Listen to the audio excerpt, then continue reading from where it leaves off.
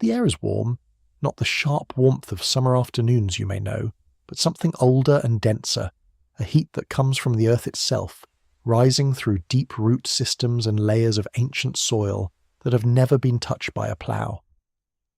The sky above is wide and pale, fading at the horizon into a soft amber that has nothing to do with pollution and everything to do with spores, with the breath of 1,000,000 ferns releasing their quiet exhalations into a world that has not yet heard the sound of a human voice. You are somewhere older than thought, older than language, older than the first story ever told around the first fire.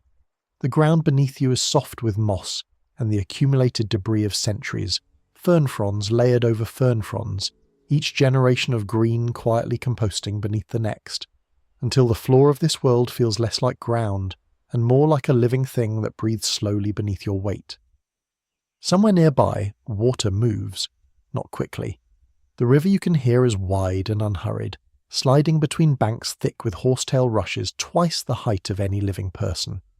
The sound it makes is a low, continuous murmur, like a thought that never quite finishes forming, cycling back through its own beginning before it can arrive at any conclusion. This is the Jurassic world. Not a reconstruction, not a museum exhibit, not a page in a book. This is the actual, breathing, humid, enormous, patient world as it existed 150 million years ago, when the continents were still pressing themselves into positions that would eventually, over incomprehensible time, become the shapes you learned to trace in school. Right now, those shapes are different. Right now, the land is something else entirely. And the night is coming. You can feel it in the way the light is changing, the amber softening toward gold, the gold deepening toward something richer and darker, a bronze light that makes the ferns glow from within. The long day is ending, the enormous day, the kind of day that existed before anyone thought to count them, and in the gathering quiet of a world preparing for sleep you settle into the moss, you breathe the warm spore-heavy air, and you let it carry you somewhere very, very old. If you enjoy listening to sleepy prehistoric dinosaur stories like this, subscribe. I post stories like this weekly. Welcome, settle in. Let whatever the day carried fall away from you now, piece by piece, the way leaves fall in a forest that has no autumn, simply releasing what no longer serves the tree. You are safe, you are warm, you have nowhere else to be and nothing else to do, and the world you're about to enter has been waiting for you. Patient as stone, patient as the slow drift of tectonic plates for as long as you have needed it. Tonight we travel to the Jurassic period, to a time when the Earth was younger and stranger and, in its own ancient way, more alive than you might imagine. 150 million years before tonight.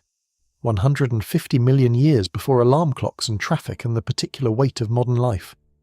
The world is a different shape. The air is different. The sound is different. And yet something about it will feel, as the night deepens around you, like a place you have always known. You find yourself in what will one day be called North America, though that name does not exist yet and the land itself barely resembles what that name will eventually describe. The shallow inland sea that divides this continent has not yet receded. The Rocky Mountains do not yet exist, their granite still locked deep in the earth, waiting for pressures that will not arrive for tens of millions of years. What you see instead is a vast, low, humid landscape, a mosaic of floodplains and river deltas and ancient forests of a kind that exist nowhere in your century. The trees here are not the trees you know. There are no oak trees, no maple, no elm. The flowering plants that fill your world have not yet evolved. Instead, the forests are built from cycads and tree ferns and ancient conifers whose cousins survive today only in remote corners of the southern hemisphere. They are enormous. Some of the conifers rise 100 feet or more, their trunks like columns in a cathedral built by geology rather than faith, their canopies so dense that the floor beneath them exists in a kind of perpetual green twilight even at noon. And moving through this world, making it their own in ways both quiet and spectacular, are creatures unlike anything alive today. Some of them are enormous, some are no larger than a crow, some hunt in the low undergrowth, some move in slow, contemplative herds through the tree ferns, their footfalls felt in the earth more than heard in the air. All of them belong here in a way that is total and complete. born of millions of years of evolution so finely tuned to this particular world that even watching them from a distance, you understand that you are seeing something perfect. Tonight you will walk with them, you will rest beside them, you will watch the Jurassic night come down across a world that existed long before you and will persist, transformed, long after everything you know has returned to the earth from which it came. The stories you will hear are old, older than old, and they are told not with drama or excitement, but with the quiet, unhurried voice of a world that has all the time there is. Close your eyes, if you wish, or let them rest open, soft and unfocused, on whatever ceiling or darkness meets them. The world is arriving. You're already arriving into it. Let the sound of my voice be the sound of the wind through ferns 150 million years old, and let that wind carry you somewhere very deep and very still and very far from wherever tonight began. The floodplain opens before you like a slow exhale. You have been walking through dense tree-fern forest for what feels like a long time, following a trail that is not a trail in any modern sense, but a path made by the patient repeated passage of smaller dinosaurs whose prints you can still see in the soft mud where the forest gives way to the open ground. And then the trees thin, and then they end, and you're standing at the edge of something enormous. The floodplain is perhaps 3 miles wide at this point, a broad flat expanse of grasses and sedges and low-growing horsetails stretching between the tree-fern forests on either side. At its centre, the river moves. You can see it from here, a dark ribbon catching the last bronze light, its surface broken in places by small ripples, where the current turns over a submerged log or a bar of fine, pale gravel. The sound of it reaches you as a soft, continuous rush. Not loud, more like the hiss of breath through slightly parted teeth, steady and slow and deeply, deeply calming. The light is doing something remarkable right now. The sun is perhaps an hour from the horizon, and at this particular angle, at this particular time of day, in this particular ancient world. The quality of the light is something that has no name in your language. It is gold, yes, but gold mixed with something greener, something that comes from the billion chlorophyll molecules in the air, the exhalations of so many plants in so dense a growth that the very atmosphere carries a faint green tint. The light bends through this green air and arrives at your eyes as something you have never seen before and will not see again outside of this moment in deep geological time. In the middle distance, moving through the sedge grasses with the slow deliberateness of creatures that have nowhere particular to be and a whole continent to move through, you can see a group of stegosaurs. There are 7 of them. You count them slowly. 7 broad, low-slung bodies moving in a loose cluster. Not quite a herd and not quite a family. Something more like neighbours who have been sharing the same territory long enough that separation would feel strange. The largest is perhaps 25 feet long, its back plates rising in a double row from neck to tail, each plate the size of a dinner table, their surface skin flushed faintly pink in the warm light. They are grazing. That is the word, though it is not quite accurate for a Jurassic world where grass as you know it does not yet grow. What they are doing is moving slowly through the lower vegetation, their small heads dipping occasionally to crop at fern fronds and cycad leaves with a patience that is almost meditative. The sound they make while feeding is a soft, rhythmic tearing, audible only when the wind drops, which it does now, leaving a quiet so complete that you can hear the individual breaths of the nearest stegosaur 40 yards away. Its breathing is slow, slower than yours even now, even as you're beginning to settle. Each inhalation lasts several seconds, filling those enormous lungs, and each exhalation is longer still, a long quiet release that moves the sedge grasses in a small radius around its nostrils. You find yourself, without deciding to, matching your own breathing to this rhythm. In, slow. Out, slower. The tension in your shoulders, the particular tightness that accumulates between your shoulder blades over the course of any ordinary day, begins to soften. The stegosaurs are not the only animals on the floodplain. In the shallow water near the river's western bank, a group of smaller ornithopods are wading, their reflections broken and golden in the last light, their long necks extending down to reach submerged water plants with a delicate precision that seems at odds with their size. They are perhaps 8 feet long, these animals, with narrow beaks and surprisingly gentle eyes that catch the light as they lift their heads to chew, to glance around, to lower again to the water.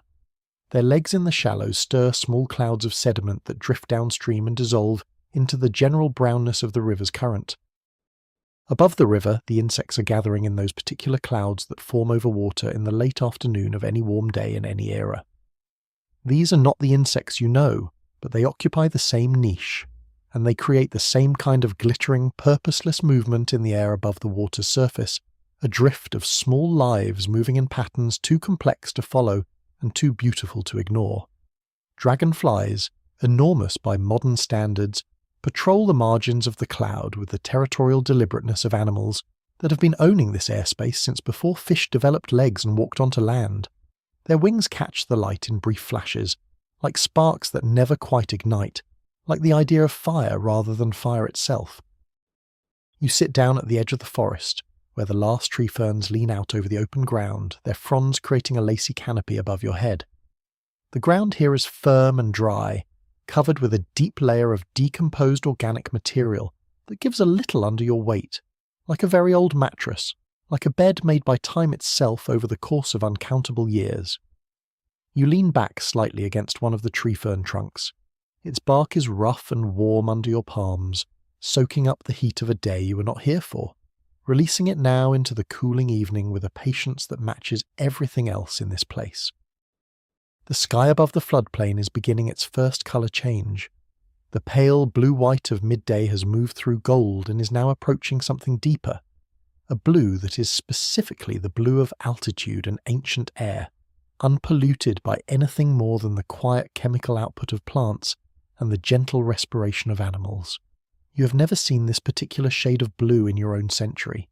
It is the blue that existed before blue had a name, and looking at it now, you understand why people in every era have looked at the evening sky and felt something they could not quite explain, a feeling of recognition without source, a homecoming to somewhere they have never been.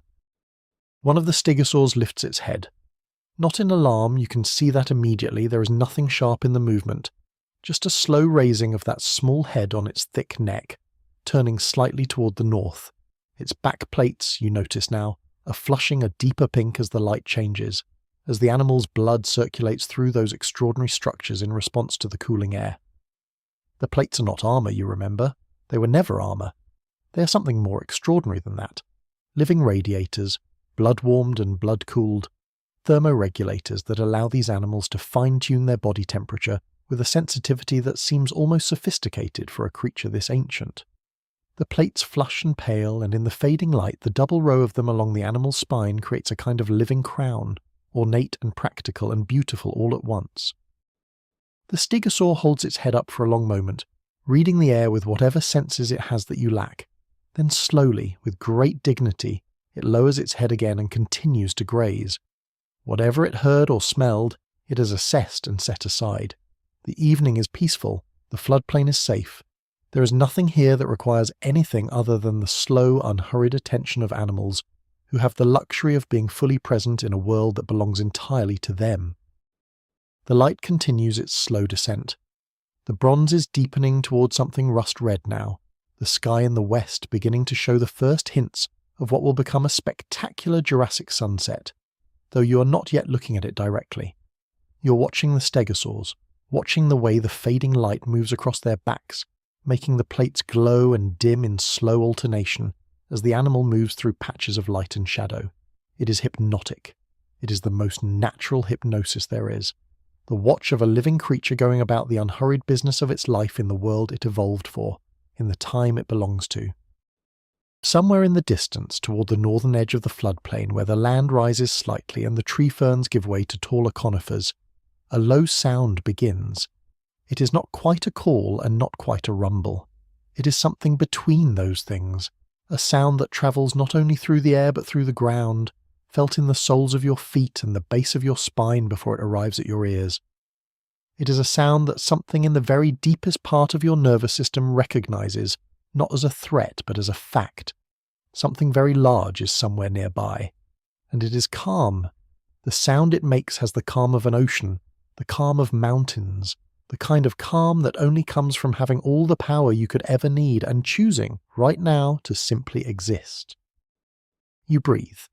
The stegosaurs graze, the ornithopods wade, the dragonflies patrol the surface of the ancient river, and the first stars appearing now in the east where the sky has deepened to indigo above the tree fern canopy are the same stars that will one day shine above all the stories you have ever been told at night, patient and cold and impossibly beautiful, burning in the exact same darkness that will, in 150 million years, become the darkness of your own bedroom ceiling.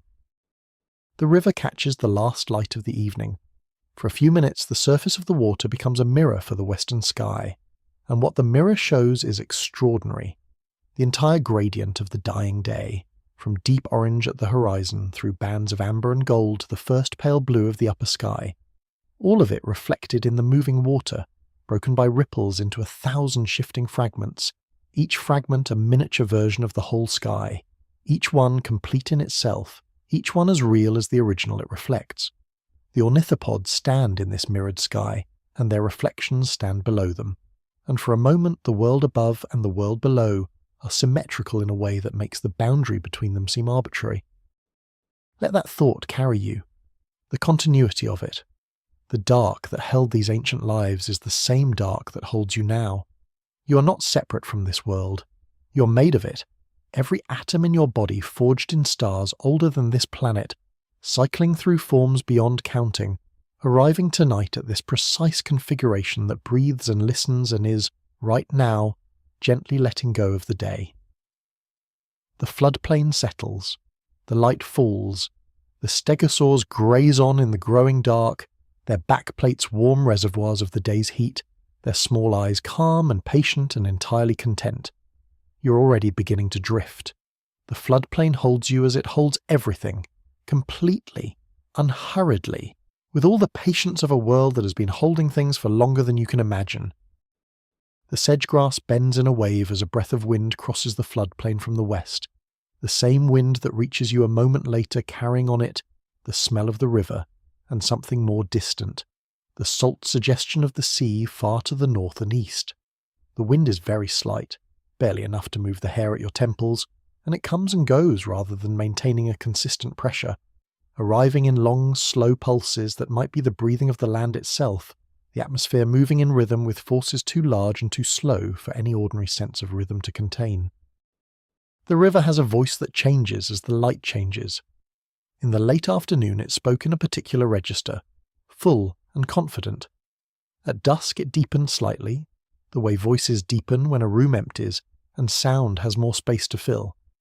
Now, with the stars gathering and the floodplain losing its shapes to shadow, the river has become the primary sound in the world, not louder but more present, the auditory anchor for a landscape that is giving up its visual detail to the growing dark. You think about what it would be to live here, not as a visitor, not as you are now, but as a resident of this world, born into it, knowing nothing else. The floodplain would be your home in the way that a home is a home, the specific smell of it at specific times of day, the particular angle of the light in particular seasons, the routes you would know because you had walked them 1,000 times, the animals whose habits you would know, the way you know the habits of neighbours. This world would be entirely ordinary to you, and in being ordinary it would be entirely sufficient. A small group of pterosaurs crosses the sky above the floodplain at altitude, their shapes small and precise against the deepening blue, their flight direction northeast toward the coast. They do not call, they do not change their course. They move across the visible sky in 10 or 15 seconds and are gone over the eastern tree fern ridge, on their way to wherever they are on their way to, as purposeful and as unconcerned with your attention as any wild thing that has somewhere to be. The Sauropod River Crossing. You wake, if that is the word, to a sound you have never heard before. Not quite thunder, not quite the rumble of very distant traffic, a sound your mind has learned to filter and ignore. This is something between those things and something entirely its own. A low harmonic vibration that seems to come from inside the earth rather than across it. A sound that the ground produces rather than simply carries. The sky has shifted since you last looked at it. The indigo of early night has settled into a deeper, warmer dark, and the stars above the floodplain have multiplied, as they always do, once the sky fully commits to darkness. There is no moon yet, or if there is, it has not cleared the eastern tree fern ridge, and so the light on the floodplain is entirely stellar, a silver-grey wash that makes everything soft and borderless and dreamlike. The stegosaurs, you notice, have moved. Their outlines are still visible further north now, dark shapes against the paler dark of the open ground, their backplates just visible as vertical silhouettes. The rumbling comes from the south. You turn toward it, unhurried, because nothing about this sound calls for urgency. It is too deep for that, too slow, too continuous. Whatever makes this sound is not excited or alarmed. Whatever makes this sound is simply moving, the way rivers move, the way glaciers move, the way anything of sufficient mass and age moves, with a patience that makes speed seem beside the point. They come around the southern bend of the river first as sounds, then as shadows, then as something that reorganizes your understanding of scale in a way that takes a few moments to settle into. They are sauropods. You know the silhouette from every book and museum you have ever visited, but the silhouette was never like this. The silhouette was never moving, never breathing, never accompanied by the actual physical presence of animals this large in a space this intimate. There are perhaps 30 of them. It is difficult to count because they overlap and interweave as they move, the smaller individuals threading between the larger ones, the whole group creating a kind of living geometry that shifts and reforms with every step. The largest are perhaps 70 feet from nose to tail, their necks rising 15 feet above the ground as they walk, their heads small and surprisingly delicate looking above those enormous columnar necks, like flowers on very thick stems, their backs, level with your eye line even though you're sitting on slightly raised ground, are broad enough to park a small vehicle on. In the starlight, the texture of their hide is just visible, a large-scaled mosaic of plates and smaller scales, darker at the spine and paler at the flanks, each individual slightly different from the others. They are moving toward the river. You understand this because they are moving downslope, following the natural grade of the floodplain toward the water, and because the herd, such as it is, has oriented itself along a path that heads directly toward the wide, shallow stretch of river that crosses the plain 200 yards to your east. This is clearly not the first time they have made this crossing. The path they follow is packed hard and smooth, a road made by their own repeated passage, wide enough to swallow a 2-lane highway, its surface compressed by the weight of decades of crossings into something nearly as firm as stone. The ground shakes, not violently, not in the way of earthquakes or explosions, but with a deep, persistent trembling that you feel in your bones rather than your muscles. Each footfall of the largest animals sends a pulse through the earth, through the moss and soil and ancient rock beneath you, through the tree fern trunk at your back, through your spine and skull, arriving finally in your inner ear as something between a sound and a sensation. It is, you discover, profoundly soothing. The regular rhythm of it, the absolute size of it, the way it makes your own smallness feel not frightening but restful, the smallness of a seed in soil, the smallness of something held rather than abandoned. The first of the large adults reaches the river's edge. It pauses there for a moment, standing at the bank, its neck extending down and down until the small head reaches the water's surface. It drinks. The sound of this, a sauropod drinking from an ancient river, is surprisingly quiet. A slow, patient suction, the kind of sound that a word like meditative was made for. The river surface dips slightly around the animal's mouth, then releases, then dips again. The animal drinks without haste, without looking around, with the absolute assurance of a creature that has never had reason to be afraid of water, or of the night, or of anything it is likely to encounter in the territory it has always called home. Behind it, the rest of the herd continues to arrive, and the scene at the river's edge becomes something extraordinary. Dozens of enormous animals standing at the margin of the water, some drinking, some already wading, the water rising around their pillar-like legs to their knees, their middles, in the case of the youngest animals, nearly to their backs. The river accepts them completely. The current adjusts around their bodies and resumes downstream without complaint. The sound of all this, the movement of water around all these enormous bodies, is a broad, layered sound like white noise, but warmer, more complex, carrying the specific textures of a living world in which everything is exactly as large as it needs to be. One of the youngest, a juvenile perhaps 20 feet long, which still makes it one of the largest animals in your century but here among its family is clearly a child, moves too quickly into the current and stumbles slightly. It catches itself easily, planting all 4 feet wide in the riverbed, steadying against the flow with a competence that speaks to previous crossings, previous stumbles, previous recoveries. An adult nearby, perhaps its mother, turns her head toward it. Her neck swings in a long, slow arc, and for a moment the small head at the end of that arc is very close to the juvenile. Close enough to touch. It does not quite touch.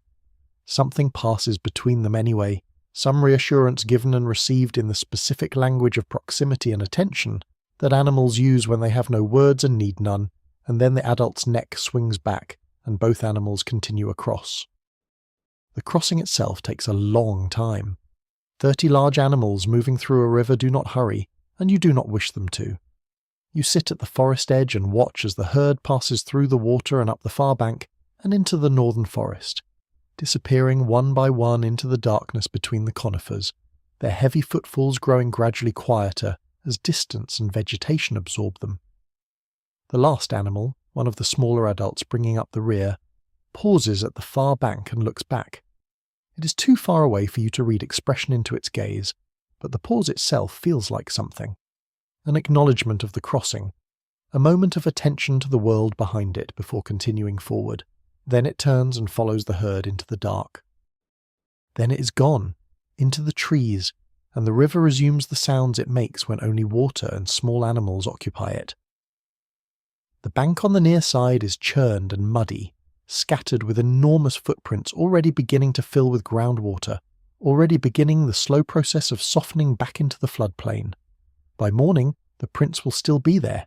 By next week, they will be mere depressions. By next season, they will be gone entirely, return to the general smoothness of the bank. By the time anything resembling a human being exists on this planet, nothing of this crossing will remain except the atoms that made it, dispersed and reformed into other configurations 1,000 times over. You breathe that thought in and breathe it out.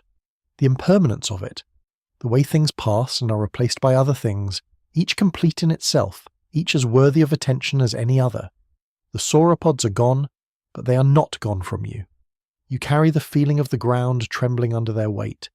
You carry the image of that juvenile steadying itself in the current, finding its footing, pressing forward with the patient determination of something that belongs here.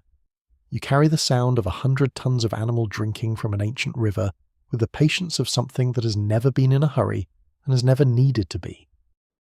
The floodplain is quiet now, quieter than before, because the specific kind of sound that filled it for the past long while has ended, and the absence of it creates a new quality of silence, a silence that has a texture and a depth to it.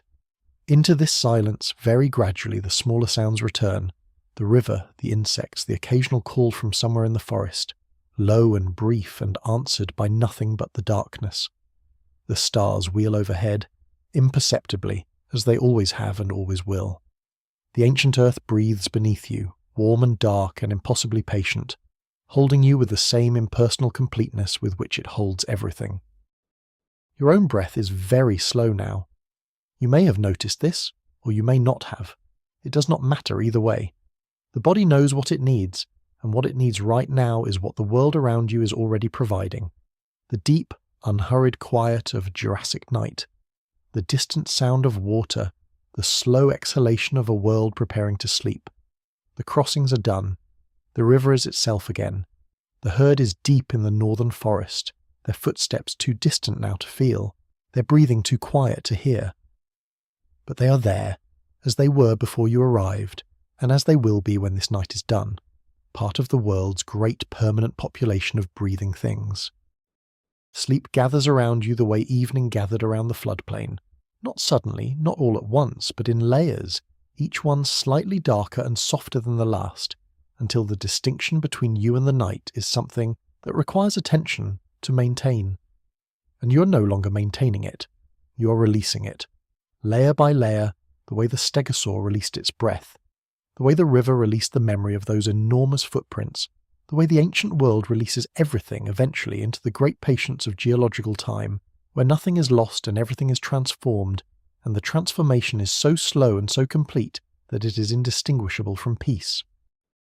The herd's passage has left the floodplain permanently altered in small ways. The churned mud at the river crossing, the broad path compressed into near stone by decades of heavy feet, the broken branches at the forest margin where the animals entered the trees. All of these are the herd's signature on the landscape, the marks that large animals inevitably leave simply by existing and moving through a world. These marks will fade. Everything fades. But the fading takes time, and in the time before it is complete, the landscape carries the record of what passed through it, the way any surface carries what has touched it for longer than the touching lasted. You sit with this for a while, the idea that presence leaves traces, that a body moving through the world changes the world even slightly, even temporarily, that the evidence of having been somewhere persists after the going, in the compressed earth and the altered water chemistry and the faint chemical signals that the animals leave as they pass. Every animal that has ever crossed this floodplain has left something of itself here. The aggregate of those traces is, in some sense, the history of the floodplain itself. The river in the silence after the herd's crossing sounds louder than before, not because it has changed, but because the larger sound that accompanied the crossing is gone, and in its absence the river's sound, which was always there and always the same, fills the space more completely. This is how quiet works, not by the absence of sound, but by the reduction of competing sounds, the emergence of what was present all along but hidden in the general noise of the world. Something splashes in the river. Not a large splash, not the displacement of a large body, but the small specific sound of a fish breaking the surface, the sound that means life continues, the river continues, the small things are doing what small things do in every hour of every night of every era, going about their essential business with the same thoroughness and the same indifference to observation that characterizes all living things when they are simply themselves. If you are drifting now, let yourself go. Subscribe so the next story is waiting when you return. Sleep well. The forest is different at night. You knew this in the abstract way that you know many things, but stepping into the tree fern forest now, with the floodplain behind you and the darkness of the ancient conifers ahead, you understand it in your body rather than your mind. The temperature drops first, not drastically, not unpleasantly, but noticeably, the way temperature always drops under forest canopy, the trees holding the day's heat closer to the ground and releasing it slowly through the night. You pull your awareness a little tighter around you and walk forward. The forest floor glows. This is the first thing that surprises you, and then, once you have seen it, stops surprising you and becomes simply part of the world. Bioluminescence is not rare in this era. The fungi and bacteria that colonize fallen logs and the deep duff of the forest floor have been doing this for hundreds of millions of years, longer than any insect or dinosaur has been alive to see it. The glow is blue-green and very faint, like starlight that has been caught and held in the wood itself, like the memory of light rather than light itself, but it is enough to see by if you let your eyes adjust. The trunks of the great conifers rise around you like pillars in a cathedral you cannot see the ceiling of. Their bark is thick and deeply furrowed, reddish-brown in daylight, and now, in the blue-green glow of the forest floor fungi, something more ambiguous, a colour that exists between darkness and copper, between shadow and rust. You put your hand against the nearest trunk. The bark is rough and warm, still holding the deep warmth of the day, and under your palm you can feel something you did not expect. A faint, deep vibration. Not from the tree exactly, from the earth through the tree. The presence of the sauropods somewhere in the deeper forest, still felt at this distance as a rhythm in the ground. The sound of the forest at night in the Jurassic is different from any forest sound in your century. There are no owls. There are no mammals rustling in the undergrowth. There are no sounds of the particular night animals that your nervous system has learned to sort into categories of safe and unsafe. What there is instead is a texture of insect sound so ancient and so consistent that it has become indistinguishable from silence itself, the way a river heard long enough becomes part of the quiet rather than an interruption of it.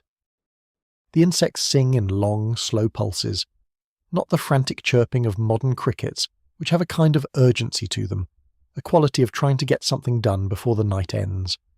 These sounds are longer and deeper and more patient, as if the creatures producing them understand that there are many nights yet and no reason to hurry. They create a wash of sound that fills the space between the trees the way water fills a vessel, completely, evenly, without preference for any particular frequency or volume. Something moves in the undergrowth to your left. You still, not from fear, there is no fear in this place. but from the natural stillness that comes when you want to see something better. The movement continues, slow and deliberate. The sound of small feet on dry forest litter, the faint displacement of air that small animals create. Then it emerges briefly into a patch of bioluminescent light, a small theropod, perhaps the size of a large cat, its body low and quick, its tail held out behind it for balance.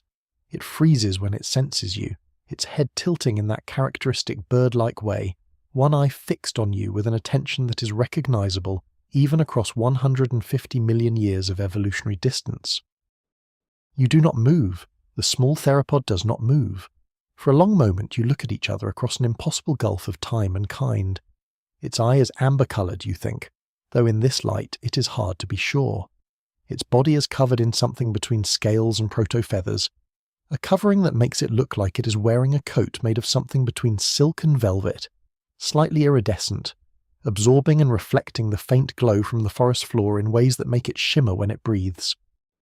Then it looks away, just like that. Whatever assessment it was making of you, it has been completed and set aside, and the small theropod moves on, disappearing into the undergrowth with a series of quick, precise steps that leave barely any sound in their wake. You breathe again. Your shoulders drop from wherever they had lifted to without your noticing. The forest continues around you, unbothered by this small encounter, absorbing it and moving forward the way it absorbs everything. Deeper into the forest, you find a place where a great conifer has fallen. It fell long ago, perhaps decades, perhaps a century in the reckoning of this world, and its fall has opened a gap in the canopy through which, if you position yourself just so, you can see a column of night sky. The stars through that opening are extraordinary. Without the diffusing effect of even the clean ancient atmosphere, they are sharper and more numerous than you have ever seen them, a crowding of light that makes the dark between them seem almost accidental, as if darkness is merely what falls into the spaces that stars have not yet gotten around to filling. The fallen tree has become a world of its own. Bracket fungi grow along its sides in overlapping shelves, their upper surfaces slightly luminescent, their edges perfectly smooth and pale. Mosses cover the top of the log in a thick carpet that has been colonizing this surface for decades, building an inch of living soil over the dead wood, slowly transforming the old conifer into the forest floor of the future. From the roots of the fallen tree, which were torn from the earth when it fell and now stand vertical like a wall of tangled wood and packed soil, ferns have begun growing, their fronds extending outward into the gap in the canopy to catch the additional light that comes through. You sit on a section of the fallen log where the moss is deepest. It compresses under your weight, releasing a scent that is the fundamental scent of forest, the smell of photosynthesis and decomposition, and the microscopic processes that connect them, the smell that is always, in any era, the smell of life cycling through itself. Your back is to the open gap in the canopy. The stars are behind you. The forest stretches ahead, its depths blue-green and patient, its sounds layered and slow. A sound comes from above. Not from the forest canopy, but from the air above the forest gap, a rush of wings against the night air that is both familiar and entirely alien. You look up in time to see the shape pass, a pterosaur, its wingspan perhaps 4 feet, its silhouette against the star-filled gap precise and strange, the elongated fourth finger that supports the wing membrane visible as a fine dark line, the crest on its head tilted slightly as it navigates between the trees. It is heading deeper into the forest, moving with the unhurried precision of something that knows exactly where it is going. You watch the gap in the canopy for a while after it has passed. Nothing else comes through. The stars rotate fractionally in their ancient dance. The insects continue their deep, slow chorus. Somewhere in the forest, the ground still carries the faint harmonic of the sauropod herd, though they are much further now, their passage an afterthought of vibration in the deep rock. The bioluminescent fungi pulse very slowly, almost imperceptibly, in a rhythm that might be imaginary or might be real, the kind of thing you can only perceive when you're very still. The warmth of the log beneath you is not diminished. Wood holds heat well, and this log, ancient as it is still doing the work that wood does, storing what the day gave it, releasing it slowly into the coolness of the night. It is, you realize, like sitting beside a very large, very patient sleeping body. The log breathes through its fungi, through its moss, through the 100,000 organisms making their lives in its rotting wood. It breathes very slowly, more slowly than sleep, more slowly than anything you can name. Your own thoughts, which have been quieter since you entered the forest, grow quieter still. The quality of thinking at this stage of the night is different from waking thought, less linear, less purposeful, more like the movement of water through a complex terrain, finding paths of least resistance, pooling in unexpected places, moving without urgency toward a destination that becomes clear only in retrospect. You're not trying to think anything in particular. You're not trying to not think anything.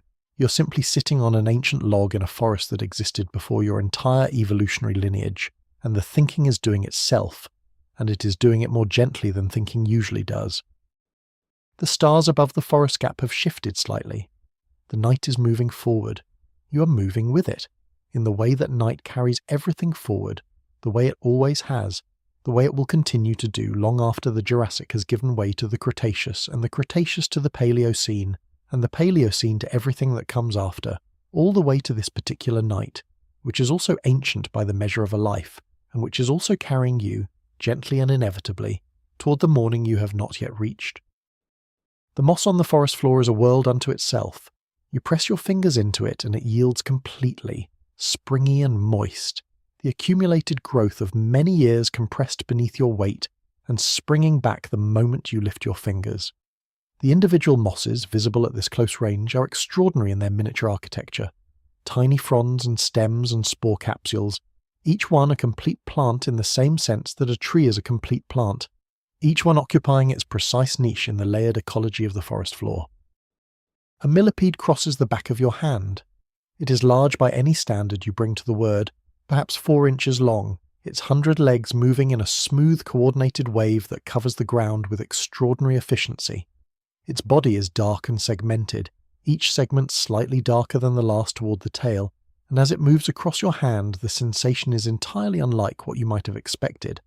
Not unpleasant, not startling, but gentle and deliberate, the small feet finding purchase in the landscape of your skin with the same focus they would bring to the forest floor. You watch it go. It does not hurry.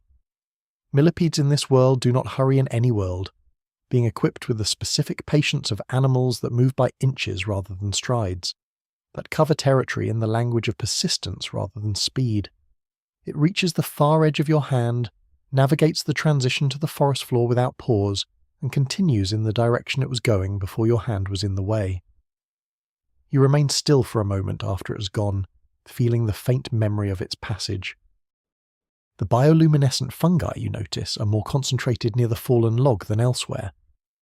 The log is a resource, a concentrated source of the dead wood that fungi require, and every surface of it is colonized. The fungi competing for access to the wood's stored carbon with the quiet, patient efficiency of organisms that have been doing this for hundreds of millions of years.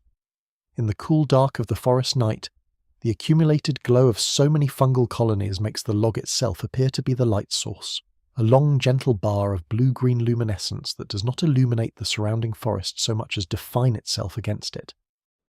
Above in the canopy something moves. Not the pterosaur from earlier, something smaller, quick through the branches, a sound of small feet on bark and the brief disturbance of leaves that marks the passage of an animal too small and too fast to see clearly at night. Whatever it is, it moves through the upper forest as if the branches are as easy as open ground, navigating the 3-dimensional space of the canopy with the confidence of something born to it. Then it is gone, its passage leaving only the settling of disturbed leaves behind. You close your eyes in the forest and the darkness is different from the darkness of open ground. Thicker, somehow, more present. The sounds, without the visual field to locate them and contextualize them, become more immediate, as if they are happening closer than they are. The insect chorus fills your ears completely and you can hear things within it that were indistinct before. The slight variations in pitch and rhythm between different calling individuals, the brief silences where one stops and another begins, the layer of background sound below the foreground sounds that is so constant it usually registers as silence, but is in fact the baseline sound of the living world. In this darkness behind your eyes you can feel the forest as a field of warmth. The large bodies of the trees which have been absorbing and storing the sun's heat all day Radiate it back into the cool night air, and standing among them, you are surrounded by warmth sources, each tree a slow heat emitter, the collective effect creating a microclimate that is several degrees warmer than the open floodplain beyond the forest edge. You are inside the forest's warmth. You are held by it the way a small animal in a burrow is held by the warmth of the surrounding earth. Open your eyes. The stars above the gap in the canopy are still there, still burning, still the same stars that have been there all night, patient beyond any patience you have a word for. The forest continues around you in the blue-green quiet of the fungal light. The log breathes its slow fungal breath. The fallen tree has been falling for decades and will be falling for decades more, its descent from living tree to forest floor so slow that no single observer could witness it. Only the aggregate of observers across time could see the full arc. The ridge is higher than you expected. You climbed it without particular effort, the slope gradual and the footing good. The ancient soil packed firm by the passage of animals over uncountable generations. But arriving at the top, you understand that the ridge is actually the spine of a low hill that separates the river floodplain from a different landscape entirely. A broad, shallow valley that curves away to the north and east, its floor dimly lit by starlight and the faint phosphorescence of whatever lives in its deep grass.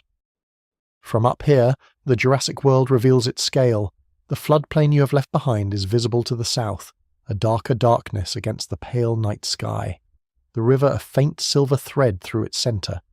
To the north, the valley unfolds, and beyond it, barely visible against the lighter sky, the shapes of mountains that will not be named for another 150 million years. They are not the sharp, dramatic mountains of later eras, but old mountains, rounded by time, wearing their age in their shapes the way old faces wear wisdom. Something is already on the ridge when you arrive.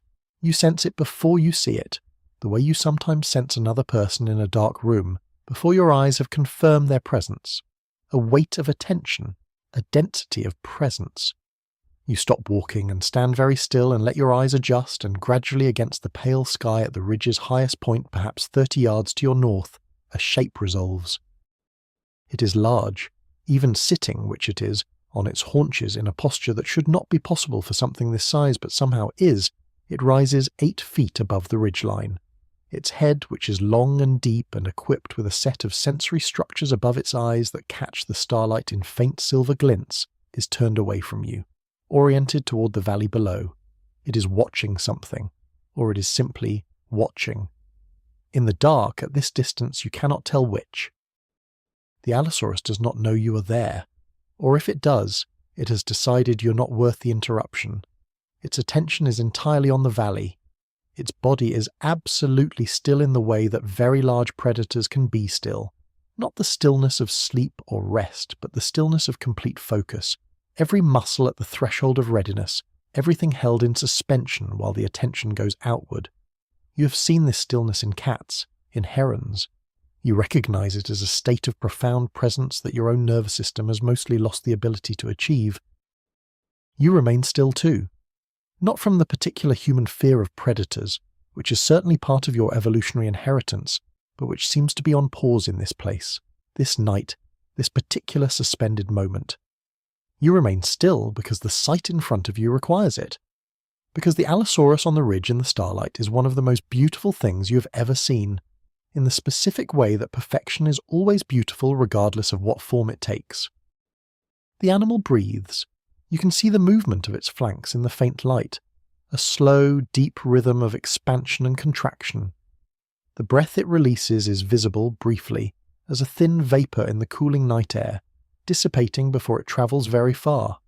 Its tail, resting on the ridge behind it, is long and heavy and moves very slightly with each breath, a small unconscious counter-rhythm to the movement of its chest. These involuntary movements are the only animation in an otherwise motionless form. Below in the valley, something is grazing. You can see it now that you look, following the line of the Allosaurus's attention. A group of animals, smaller sauropods perhaps, moving slowly through the valley floor in the way that large herbivores move at night. Slowly and continuously, never quite stopping, never quite hurrying, sustained by the steady intake of food and the slow conversion of plant matter into the energy of enormous bodies. They are perhaps 200 yards below the ridge, safely below it, their location known to the Allosaurus and the Allosaurus's location known to nothing. But the Allosaurus does not move, it watches. And in the watching, in the absolute quality of its attention to the world below, you understand something about this animal and about this world that books and museums and films have never quite conveyed. The hunt, when it comes, will be what it will be. But right now, what is happening is this. A creature at the peak of its evolutionary development is sitting on a ridge in the Jurassic night and simply looking at its world. And the looking is, itself, complete. You sit down on the ridge, well back from the Allosaurus, your back to the southern view and your face toward the north. The grass here on the ridge is different from the valley grass, shorter and drier, and it makes a faint sound in the slight wind that has come up, a dry, whispering sound that might almost be a language if you listened long enough and had the patience that would make it meaningful. You do not have that patience, but you have the patience for this, sitting, breathing, watching a predator watch its world. The night deepens around you. The stars continue their slow drift. The animals in the valley below continue their grazing, unaware or unconcerned with the attention directed at them from above. This is one of the oldest arrangements in the history of life on Earth, the watcher and the watched, each going about their essential business, each necessary to the other in ways that neither consciously knows. The Allosaurus needs the sauropods to exist in order for it to eat. The sauropods need the Allosaurus to exist in order to be culled into the health that populations require. The whole system needs both, and has needed both for so long that neither could be said to have come first. A sound rises from the valley, brief and clear, one of the grazing animals calling to another in a tone that carries across the distance without urgency, a contact call, a simple announcement of presence. The Allosaurus's head moves slightly in response, a small adjustment of angle, and then returns to its previous orientation. The grazing animals continue, the ridge continues, you continue. There is something about being in the presence of a predator, even at this distance, even in this suspended state of dreamlike safety, that brings you very fully into the present moment. The mind stops wandering backward into yesterday, or forward into tomorrow. It becomes entirely concerned with now, this ridge, this starlight, this weight of living attention a few dozen yards away, this quality of air and sound and ground. This is the oldest form of mindfulness there is. It predates every tradition that has ever formalized it. It is simply the nervous system doing what nervous systems were built for, attending to the present. You are very present, and in this presence the usual turbulence of thought grows still. The things that were troubling you earlier, those specific concerns and worries and unresolved questions that the mind circles in its less occupied hours, they are still there in some theoretical sense, the way the valley exists even when you're not looking at it. But they are not pressing, they are not demanding, they are simply features of the landscape, no more urgent than the distant mountains, no more alarming than the Allosaurus that is, after all, doing nothing more threatening than looking at a valley in the dark. Slowly, over the next unmeasured stretch of time, the Allosaurus settles further, its head lowers slightly. The absolute focus of its earlier attention relaxes, not into sleep, not yet, but into something easier, a wide, general awareness of the night rather than the specific locked attention of pursuit. Its flanks continue their slow rhythm. Its tail is still. It is, in its own way, resting. Finding, in the dark on this ridge, the particular restoration that large bodies require after the physical work of the day. You understand this. Your own body is doing something similar, the tension of wakefulness draining away through the soles of your feet into the ancient ground, your spine softening against nothing in particular, your eyes growing heavy with the accumulated weight of everything you have seen tonight. The ridge, the stars, the Allosaurus, the valley, the grazing animals far below, all of it held in the quiet container of a Jurassic night, all of it ancient and unhurried and undisturbed by anything as small and fleeting as worry. The valley below the ridge is alive with its own quiet population. You can see this as your eyes adjust to the depth of the scene, the slightly brighter than darkness of the valley floor carrying the movement of animals that are small enough at this distance to be invisible except as changes in the texture of the landscape. A group of small ornithopods is grazing near the valley's central spring, their movement distinctive, that slow, continuous progress of herbivores that feed on the move, taking a few steps and lowering heads and taking a few more steps, never in one place long enough to seem stationary, but never moving fast enough to seem purposeful. The Allosaurus sees them too. You can tell by the slight adjustment of its posture when the ornithopods near the spring begin to move in a different pattern, bunching together briefly as if responding to something you cannot detect, then spreading out again. The Allosaurus's neck extends forward a fraction, its nostrils moving in a barely visible flare. Whatever information this provides, the animal processes it without any visible change in its fundamental stillness. It is simply aware. Aware of the valley, aware of the animals in it, aware of the night and the air and the information both carry. You think about what it means to be this aware without being anxious. The Allosaurus is paying complete attention to the valley below, and it is not, by any reading of its posture and behaviour, stressed about what it observes. It is not planning in the sense that implies worry. It is simply present with extraordinary completeness, its entire sensory apparatus pointed at the world, receiving everything the world offers, and holding it all in a state that requires no name because it has never had a name. The night around the ridge is cool, not cold, not the chill of autumn or winter, but the pleasant cool of a warm world's night time, the temperature that a body can sit comfortably in for hours without adding clothing. You feel this coolness most on your face and the back of your hands, the parts of you most exposed to the open air, while the rest of you retains the warmth of the long warm day. This temperature differential, cool on the skin and warm within, is one of the most comfortable states a human body can inhabit, and you inhabit it now with the pleasure of something that has found exactly the right conditions. A sound comes from the eastern part of the valley. It is brief and high, not alarmed, the contact call of an animal announcing its location to others of its kind, the most basic kind of communication, older than language, older than the neural structures that will eventually produce language, older than almost everything except life itself. An answering call comes from further north, slightly lower in pitch, the two sounds creating a brief, uncomplicated exchange that establishes location and identity and safety in the span of 2 seconds. The Allosaurus remains still through this exchange. The calls are not directed at it, do not concern it, register only as information in the vast database of information that a predator of this intelligence continuously processes. Those calls, those animals, that location, that time, and the assessment as neutral and as thorough as any assessment the valley receives of what all of this means for what comes next. You breathe with the valley.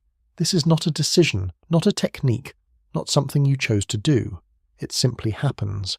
The valley breathes in the sense that all systems breathe, expanding and contracting in slow rhythms, the inhalation of evening becoming the exhalation of night, and your own breath synchronizes with it the way small pendulums synchronize with large ones, the natural resonance of similar rhythms finding each other across the distance between scales. The ridge is ancient under you. The rock that composes it was laid down in a seabed that existed hundreds of millions of years before even this Jurassic world, compressed and folded and pushed above the waterline by the slow violence of plate tectonics, and now it is a ridge in a Jurassic landscape, and one day it will be something else and something else after that, patient through every transformation, indifferent to the particular arrangement of the moment. The sea cliffs are not far. You have been walking north along the ridge for some time, the valley dropping away on your right and the forest rising on your left, and now the forest thins and the ground changes from packed soil to something rockier, more mineral, the ancient bedrock closer to the surface here where the land rises toward what was, once, a coastal plateau. The air changes too. Beneath the forest smell and the warm breath of the plains, something saltier and cooler arrives, the first indication that the sea is not far. The inland sea of the Jurassic is not the ocean you might imagine. It is more lake-like in some respects, shallower and calmer, its shores gentler. But it is vast, stretching from what will become the Gulf of Mexico northward across the centre of the continent, and on a clear night like this one, standing at the cliff edge and looking east, you can see it. A flat darkness that is different from the darkness of land. A smooth darkness that reflects the stars in a way that makes the sky appear to be two things at once. The sky above and its twin below, with the thin line of the cliff between them. The cliffs here are not tall, perhaps 40 feet, but their faces are deeply weathered, full of ledges and crevices and horizontal shelves of softer rock that have been undercut by wind and the occasional sea spray. And on these ledges, tucked into these crevices, clinging in impossible-seeming clusters to the vertical faces, are the pterosaurs. They are roosting. Dozens of them, perhaps hundreds, hanging from the cliff faces in the specific attitude of pterosaurs at rest. Upside down, their hooked thumb claws hooked into crevices in the rock, their wing membranes folded tight against their bodies like closed umbrellas, their long-crested heads tucked low, their eyes closed. From a distance they look like strange organic ornaments on the cliff face, like something between fruit and stone, irregular shapes that could almost be dismissed as rock formations if they were not breathing. The breathing of a roosting pterosaur colony is audible when you get close enough. It is a layered sound, dozens of individual respirations creating a collective rhythm that is not quite synchronized, each animal breathing at its own pace, but close enough in timing that there is a waxing and waning to the total sound. A slow pulse that comes and goes like the sound of a very gentle surf on a very calm night. It is one of the most deeply restful sounds you have ever heard. The largest animals on the cliff are the size of herons, their folded wings revealing hints of the extraordinary structures they contain, the elongated fourth finger, the fragile lattice of bone that supports the wing membrane, the asymmetrical keel of the shoulder that gives these animals the power for flight. Their crests, even folded and still, have a fineness to them, a delicacy that seems at odds with the demands of an animal that spends its days riding thermals above an ancient sea.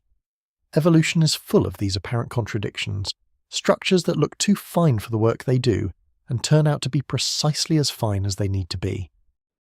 You find a flat section of cliff top, a broad ledge worn smooth by the feet of animals that have been using it as a resting place for generations before tonight, and you sit.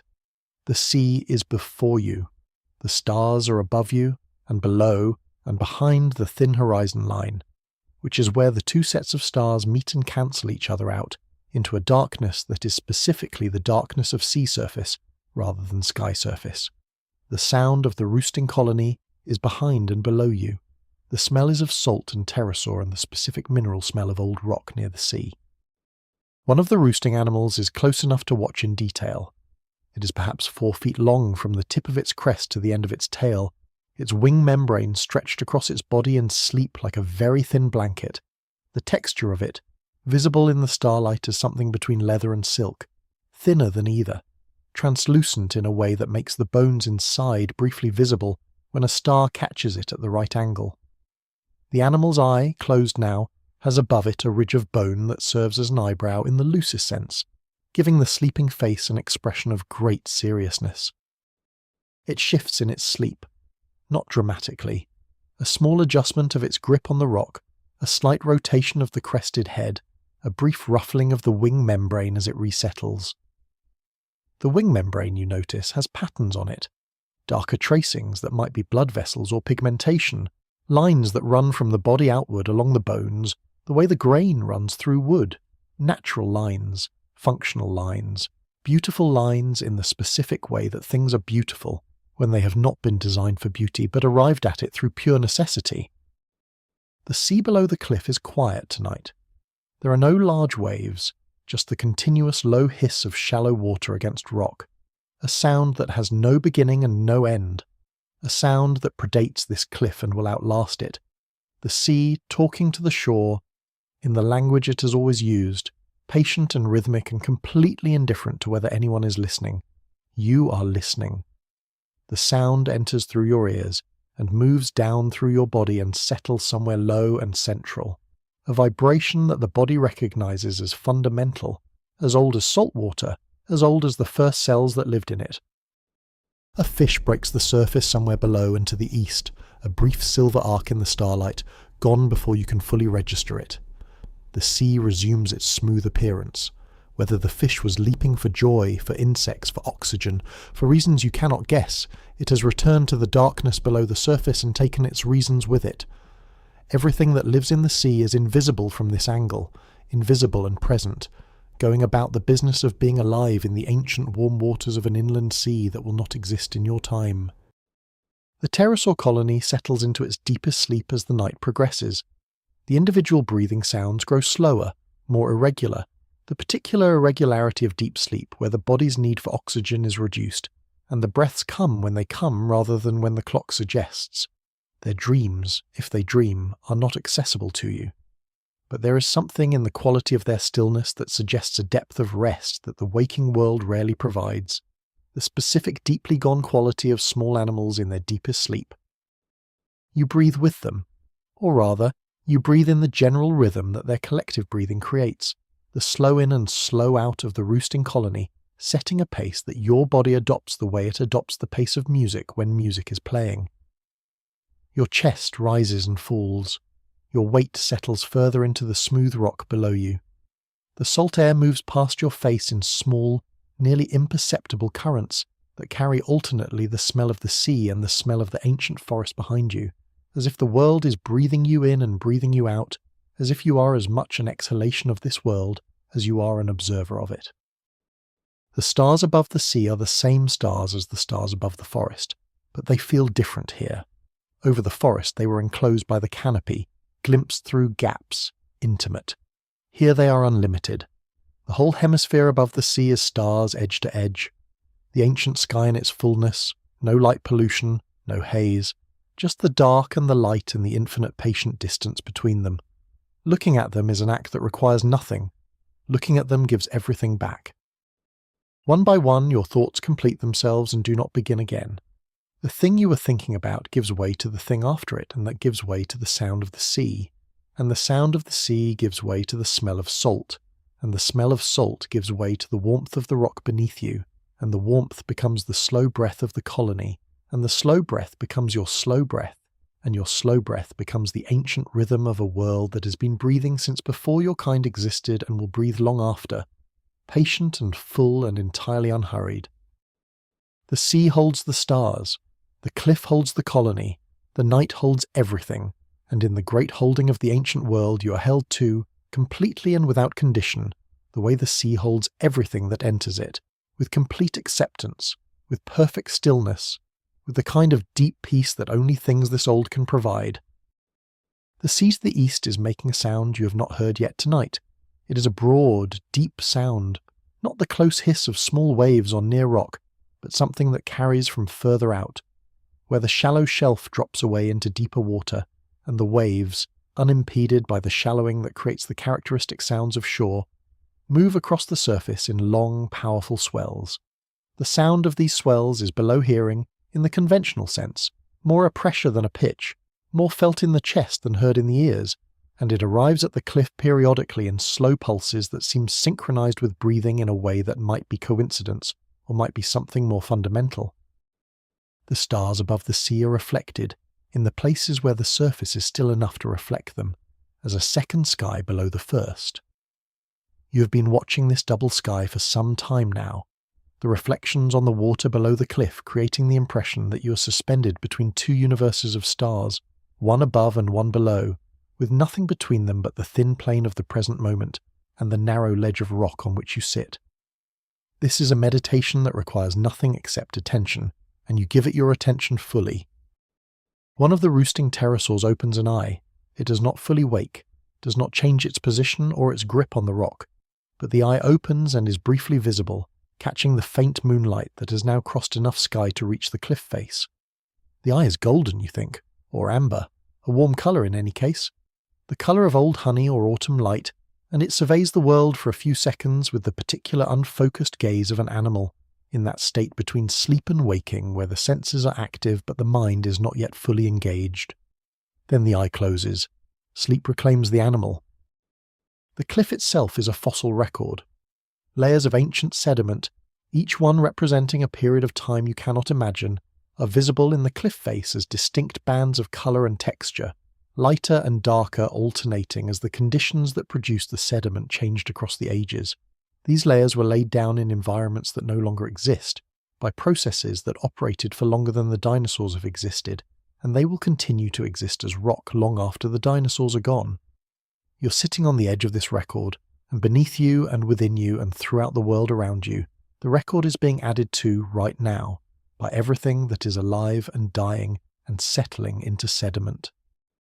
The pterosaurs in their sleep are making small sounds, the sounds of dreaming animals, brief and varied, not distressed but simply active in whatever the interior life of a sleeping pterosaur resembles.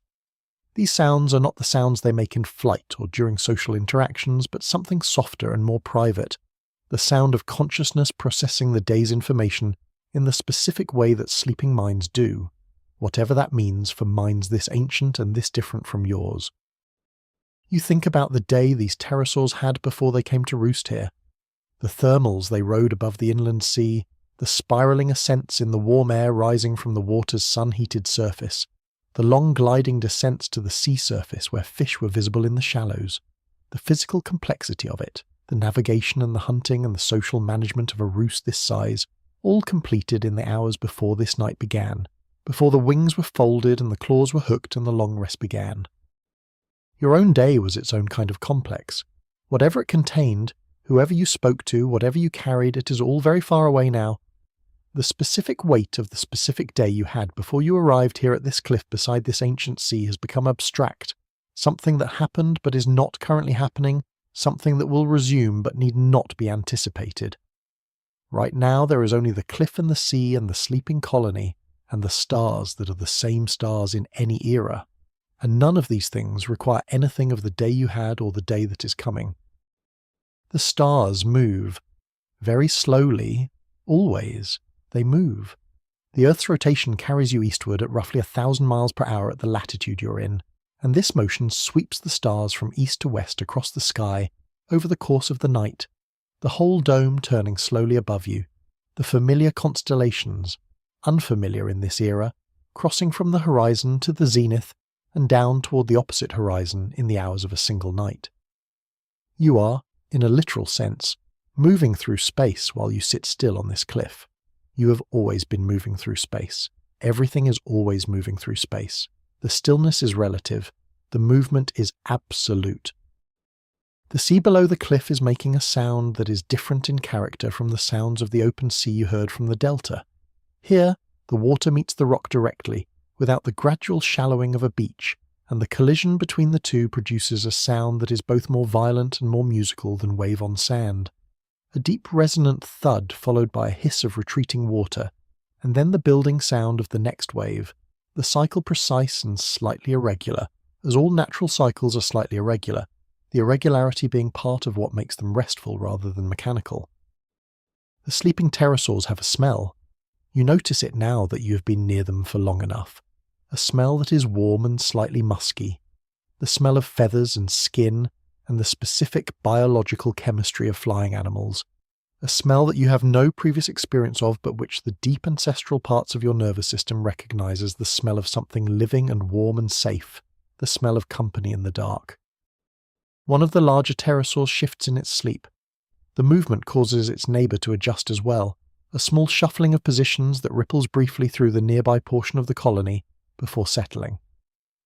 This ripple, the adjustment of many sleeping bodies to accommodate the movement of one, is a physical fact of sleeping in community, and the community accommodates it automatically, the way any system accommodates small perturbations, by absorbing them without losing its overall state. The colony continues to sleep. The cliff continues to hold them. The stars above the sea are setting in the west now, the ones that rose at dusk already approaching the western horizon, the night having turned enough that the early risers are finishing their visible arc. New stars are rising in the east, stars that were below the horizon when the night began, the sky's constant rotation bringing the entire dome overhead in the course of the night, showing you all of it by the time morning comes. You have seen most of the Jurassic sky tonight. You have seen it from the floodplain and the forest and the ridge and the cliff and the delta and the plateau and the sea. Each perspective showed a different portion. Together they add up to something very close to everything. Where the river meets the sea, the world becomes complicated in the specific way that edges always are complicated, the transition between two enormous systems creating a zone of extraordinary density and variety. The delta spreads before you in the early hours of the night, a labyrinth of channels and islands and banks of dark mud that smell of iron and deep soil and the accumulated organic richness of 1,000 miles of river drainage. The water here is neither fresh nor salt, but something between, and the life that has colonized this in-between zone has adapted to its particular chemistry with the same thoroughness that life adapts to every chemistry it finds. The plants on the delta islands are different from the forest plants, and different from the sea margin plants. Their own specific forms evolved for this specific intersection of worlds. The trees here are shorter but denser, their roots plunging deep into the mud in complex buttress structures that hold them against the tidal pool of the inland sea. You are walking on a raised bank of older sediment, a natural levee built by centuries of floodwater depositing its load at the river's edge, building the bank higher with each passing decade, until this particular path stands several feet above the surrounding channels.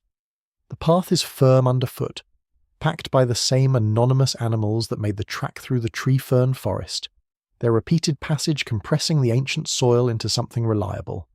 You follow it northward, the river to your left, the delta spreading to your right.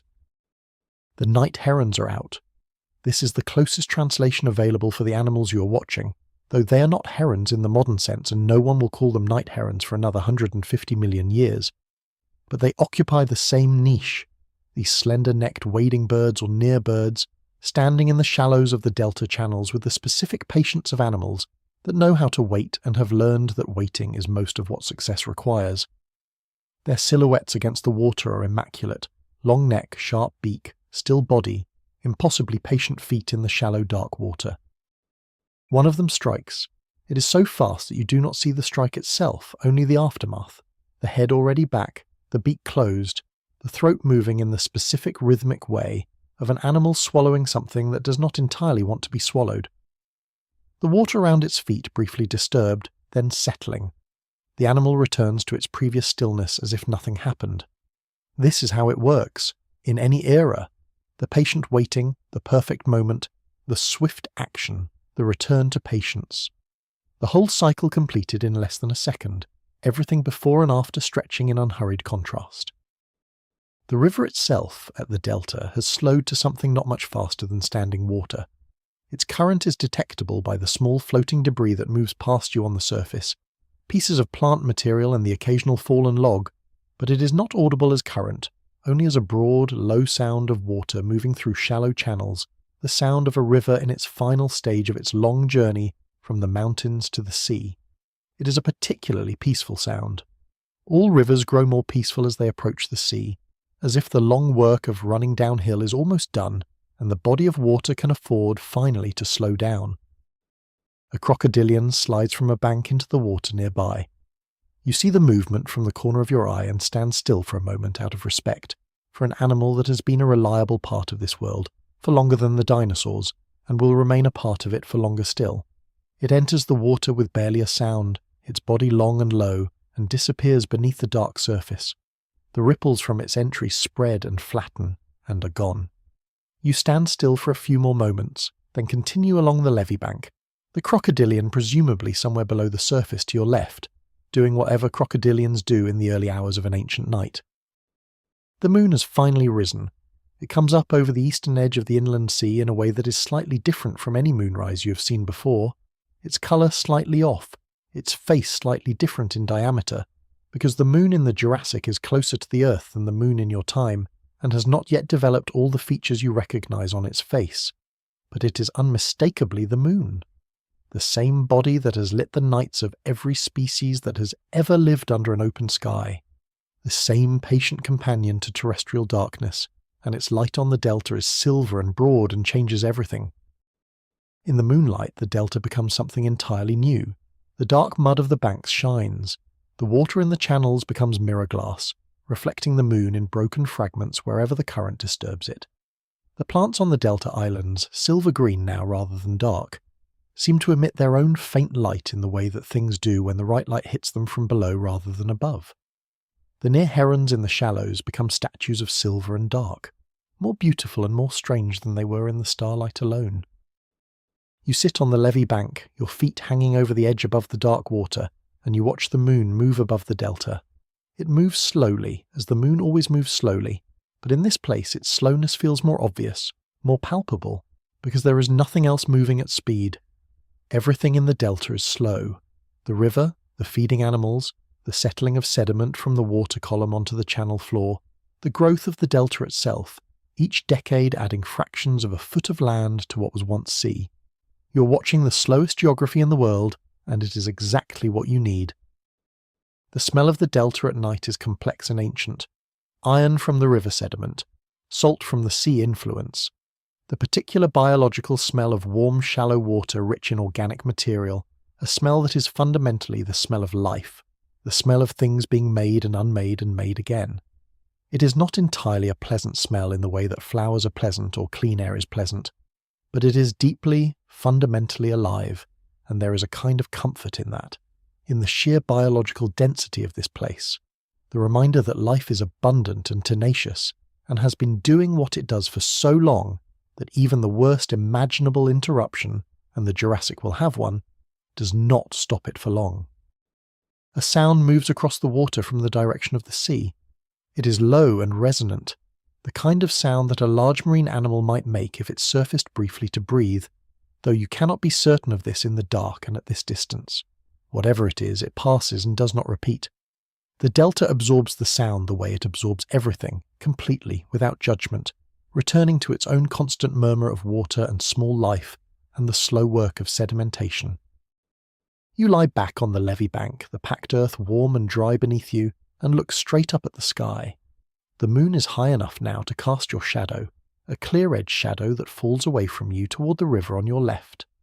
The stars around the moon are dimmed by its light but not erased, the brightest ones still visible as points of persistence against the silver-washed sky.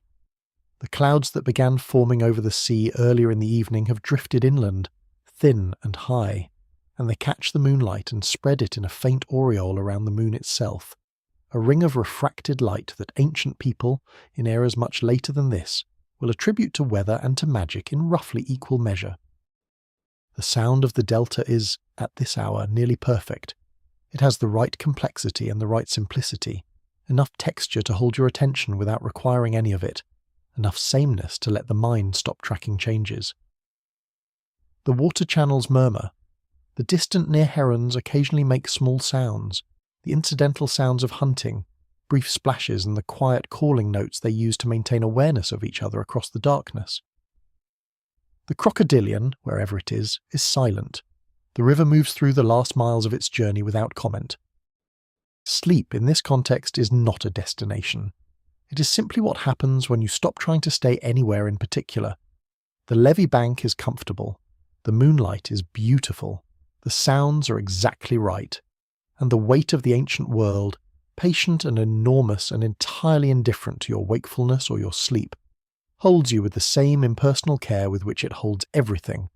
The near herons in the water, the crocodilian in the channel, the pterosaurs on their distant cliffs, the sauropods in their dark forest, the small theropod that assessed you earlier and moved on.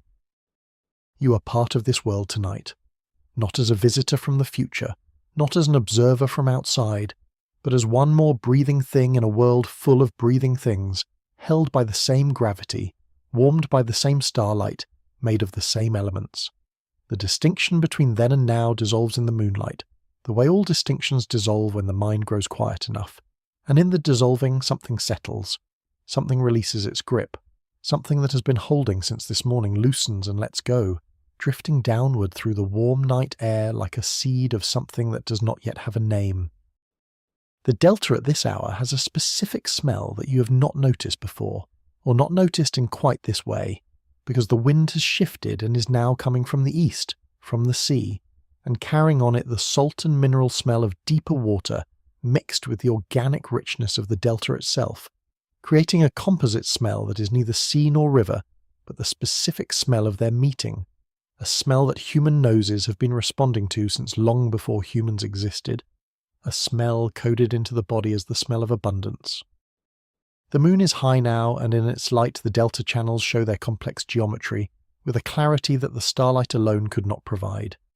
The channels braid and rejoin in patterns that are both random and structured, the result of centuries of sediment deposition and erosion working together to produce a landscape that is always changing, and always, in some fundamental statistical sense, the same shape.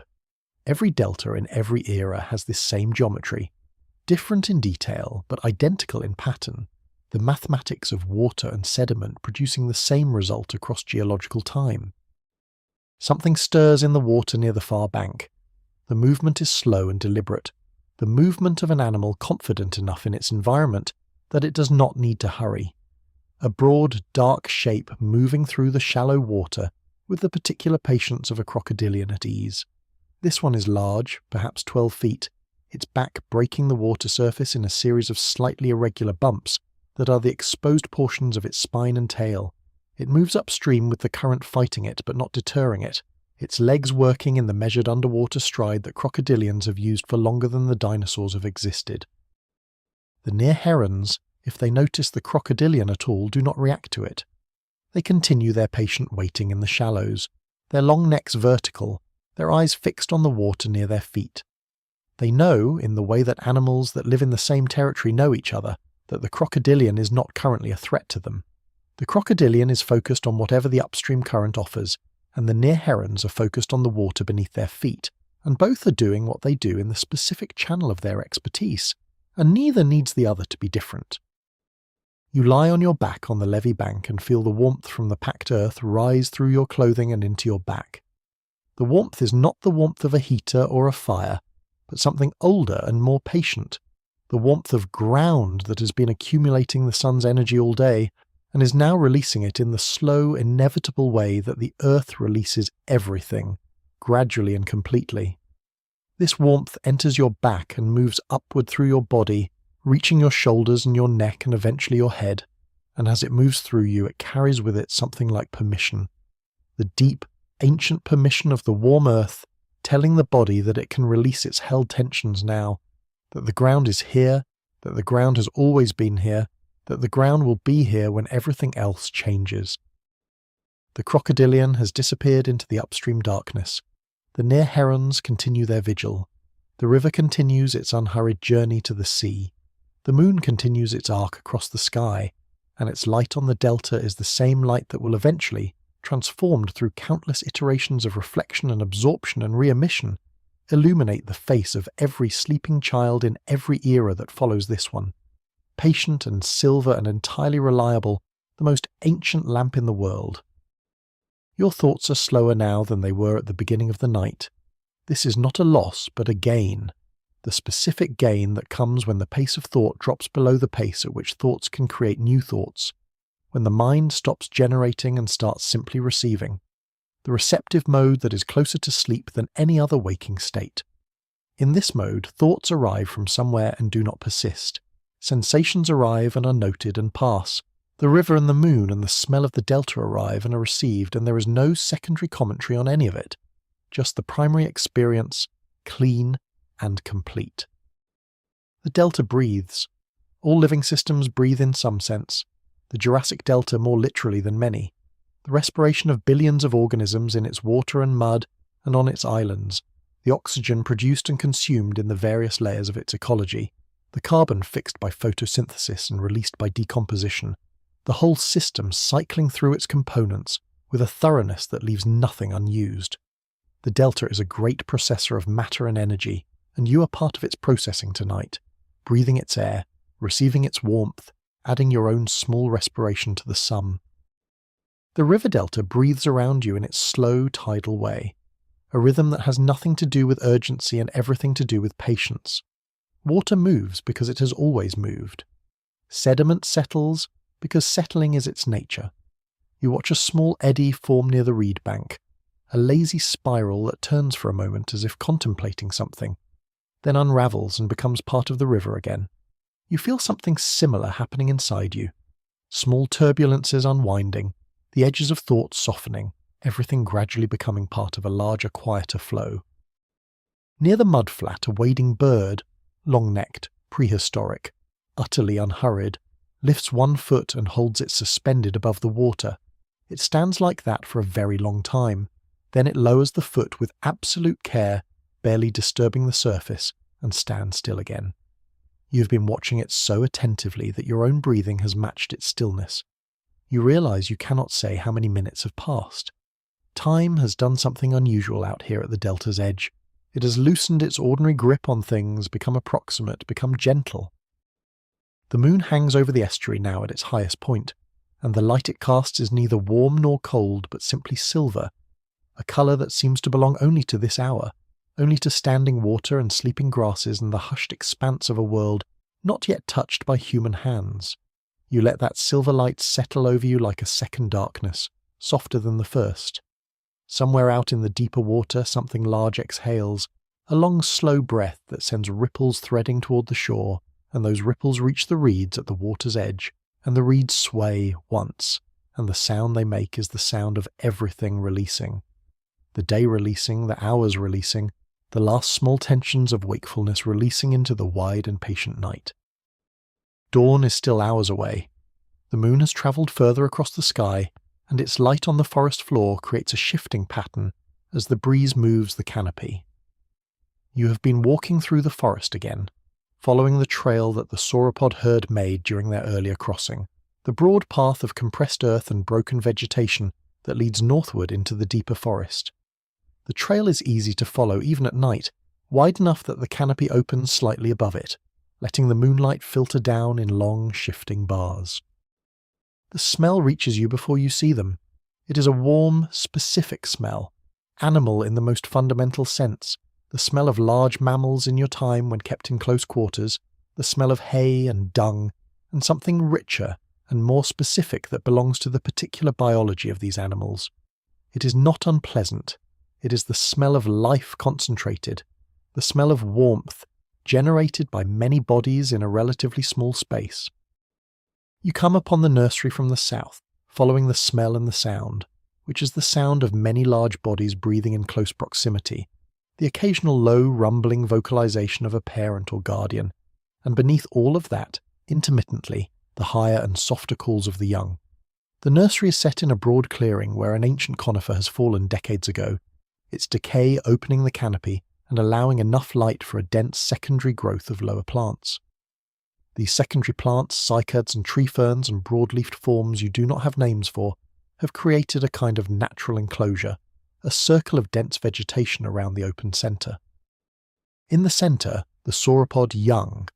There are perhaps 15 of them, ranging in size from animals that might be 30 feet long to much smaller ones, perhaps 8 feet, whose movements have the particular uncertain quality of very young animals that have not yet fully developed their coordination.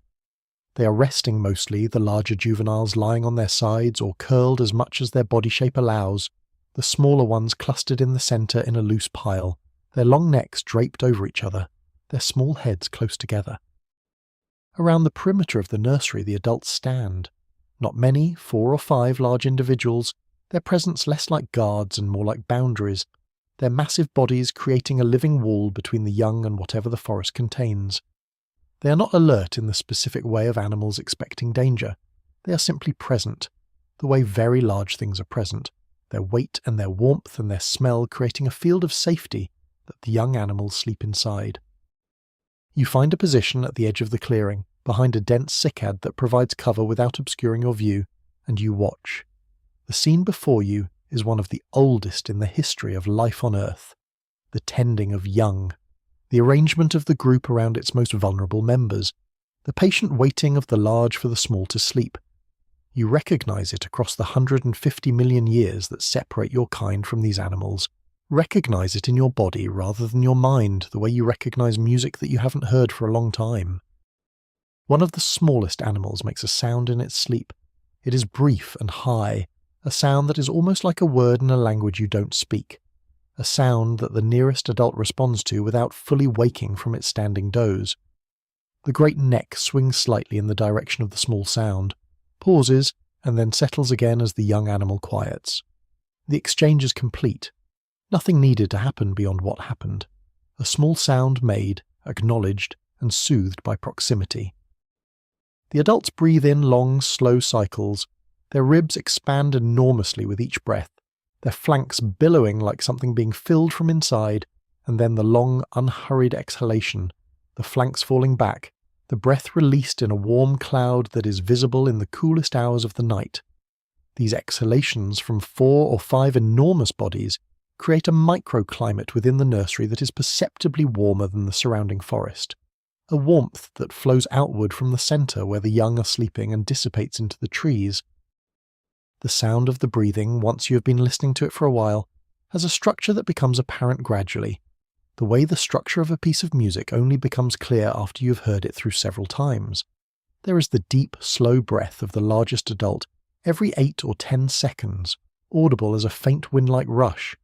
There is the slightly faster breath of the middle-sized adults, layered on top of it, creating an offset rhythm. And beneath all of it, faster and lighter, the breathing of the young, a dozen different individuals each at their own pace, creating together a rapid, soft, continuous sound like distant rain on leaves. Rain does not exist yet in the way you know it. The Jurassic has rain, of course. The hydrological cycle has been running since water first appeared on this planet, but Jurassic rain is different in its frequency and its character, shaped by a world without the specific continental arrangements and ocean currents of your era. Tonight, the sky above this nursery is clear, the moon and stars doing the work of light without interference. But somewhere in the forest, distant enough to be a texture of sound rather than a specific thing, there is thunder, the first suggestion of a weather system building over the inland sea to the east. The adults register the distant thunder, not with alarm but with a slight increase in attention, heads lifting briefly in the direction of the sound, nostrils flaring. One of them makes a very low sound, subaudible almost, that you feel more in your chest than hear with your ears, a sound that travels through the ground to the sleeping young and causes them to stir briefly, to press more closely together before settling again. This, you understand, is communication. Not language in the sense you know, but something that functions as language, information transmitted through a medium and received and acted upon by its recipients. The distant thunder does not come closer.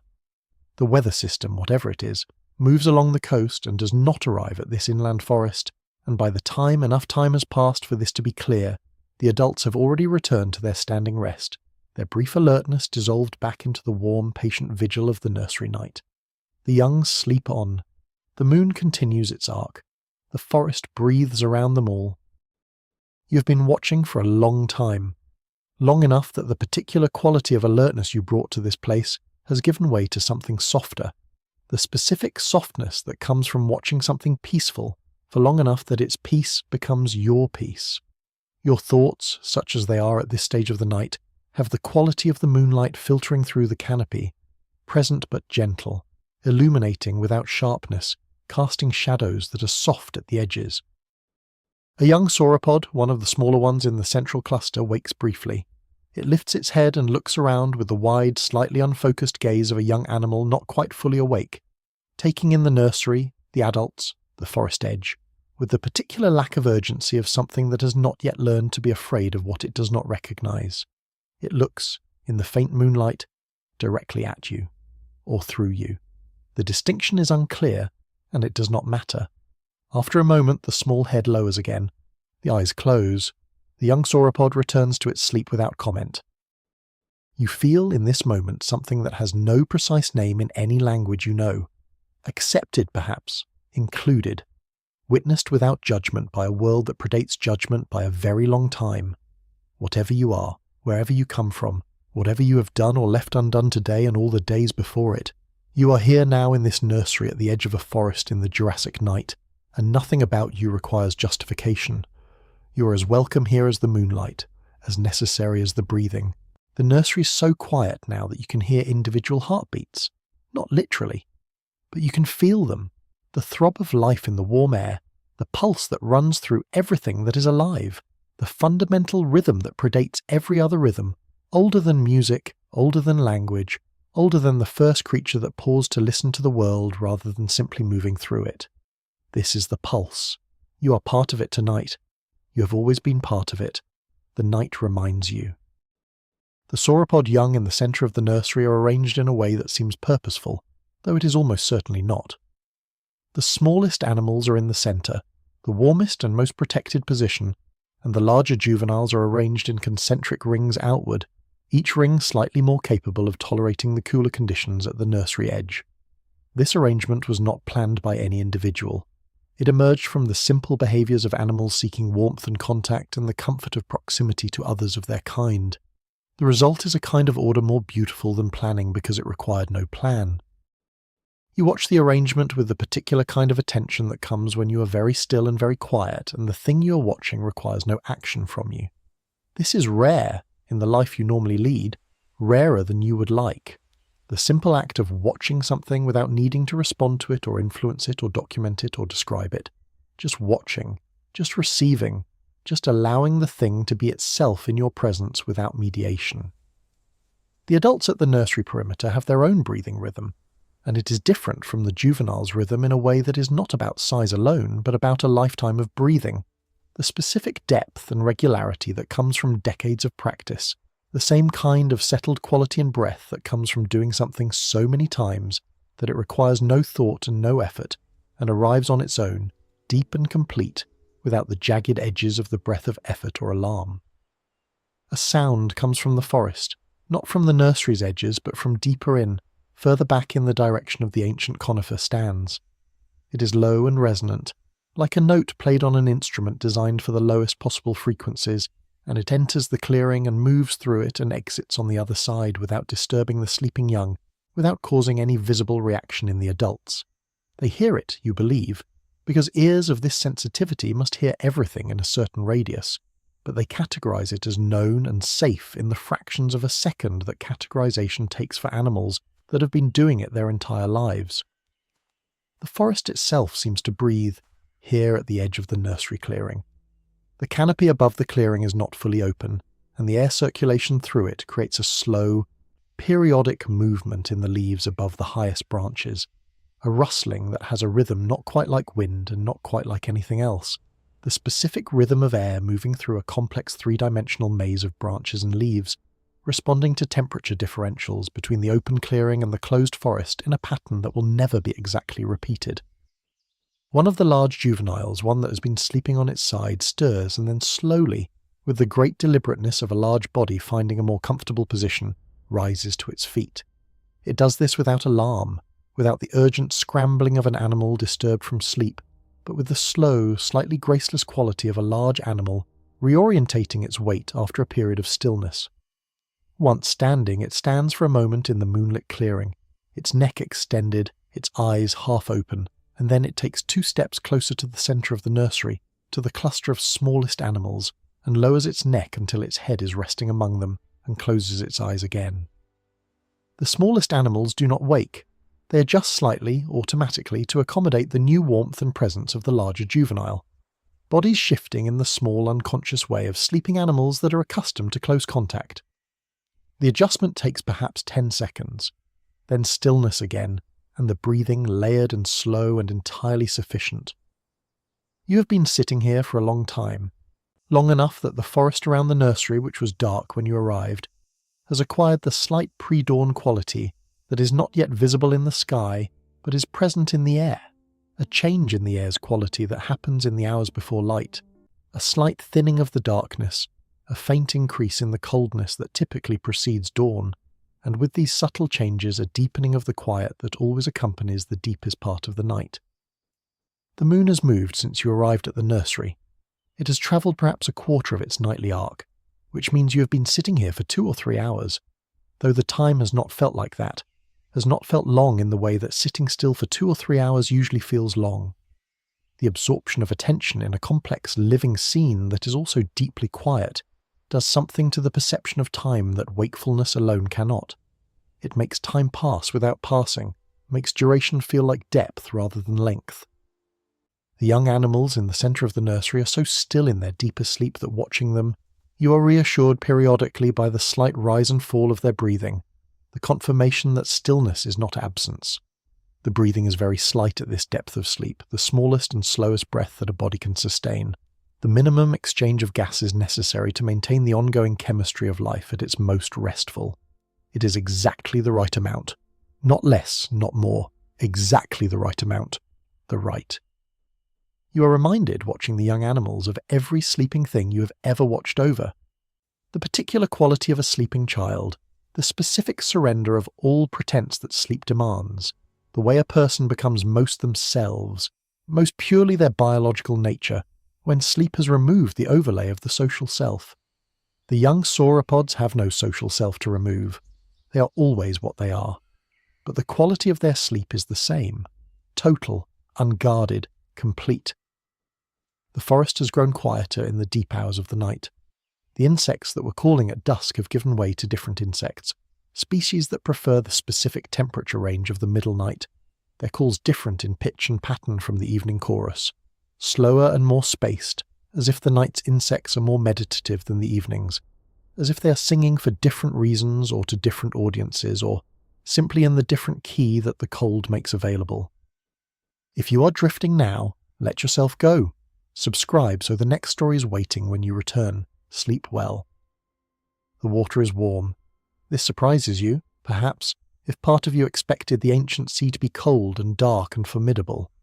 But the Jurassic is a warm world, warmer than your own by several degrees, and the inland sea is warm the way bathwater is warm, the way swimming holes in summer afternoons are warm, the kind of warm that invites the body rather than challenging it.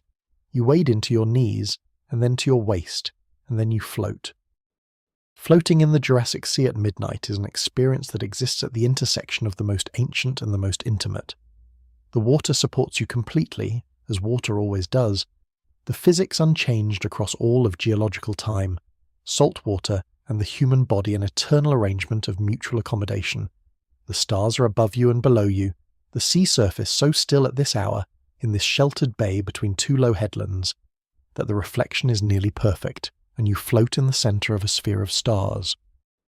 Below the surface, barely visible in the moonlight but present if you let your eyes find them, the life of the shallow sea moves. This is the Jurassic Ocean, and it is full. Full in ways that will be reduced and altered over the coming hundreds of millions of years, full of things you recognise and things you do not. Ammonites drift past at the edge of visibility, their spiral shells rotating slowly in the current, their tentacles trailing in the dark water below them. They are beautiful in the specific way that things are beautiful when they are ancient, when their form has been refined for so long by pressure and time that they have arrived at something close to inevitable. A sea turtle passes. Not a modern sea turtle, but something close enough that your mind reaches for that name and finds it approximately correct. Large, unhurried, its limbs moving in that ancient meditative stroke that has powered sea turtles through every ocean in every era they have existed. It passes perhaps 10 feet below you, its shape a soft dark oval against the faint light that filters down from the moon, and it does not acknowledge you, and does not need to. You are both in the sea contains you both. That is acknowledgement enough. The sound underwater is different from the sound above it. You put your face in briefly, holding your breath, opening your eyes in the warm salt water to listen with your whole skull rather than just your ears. Down here the sounds are muffled and deepened, the distant click and groan of the seafloor, the bubble and hiss of small gases rising from the sediment, the sound of the ammonites moving, or perhaps imagined, a soft, deliberate whisper that might be nothing more than water past your eardrums. You surface and float again, face up, the sky a dome of stars above you, the sea a mirror of that dome below. The warm water holds you without effort, requires nothing from you, asks only that you float. This is one of the simplest instructions available to a human body, and one of the most consistently ignored during waking life. Simply float. Let the water do the work. Release the held tension of upright movement, the constant micro-adjustments of balance and posture and forward motion, and simply be horizontal, be supported, be still. The stars above the Jurassic Sea are particularly brilliant tonight. There is nothing on land or sea in this era that produces light pollution, nothing that competes with the sky's own light, and the result is a density of stars that is beyond anything you have seen except perhaps in the most remote places on Earth in your own time. And even then this surpasses them. You can see the structure of the galaxy above you, the broad smear of the Milky Way not as something you strain to detect, but as something that is simply there, obvious and overwhelming, a river of accumulated starlight crossing the sky. In the bay to the east, something large surfaces briefly. You see the disturbance in the water before you see the animal itself, a boiling of the surface, a displacement of reflected starlight, a sound of rush and exhalation that is unambiguously the breathing of something very large. Then it is back under, the surface settles, the reflection of the Milky Way reforms in the still water. An ichthyosaur perhaps, or a plesiosaur, one of the great marine reptiles that rule this sea as completely as the dinosaurs rule the land, surfacing to breathe with the practiced efficiency of an animal, that has been doing this its entire life, and whose ancestors have been doing it for tens of millions of years before it. You're not afraid.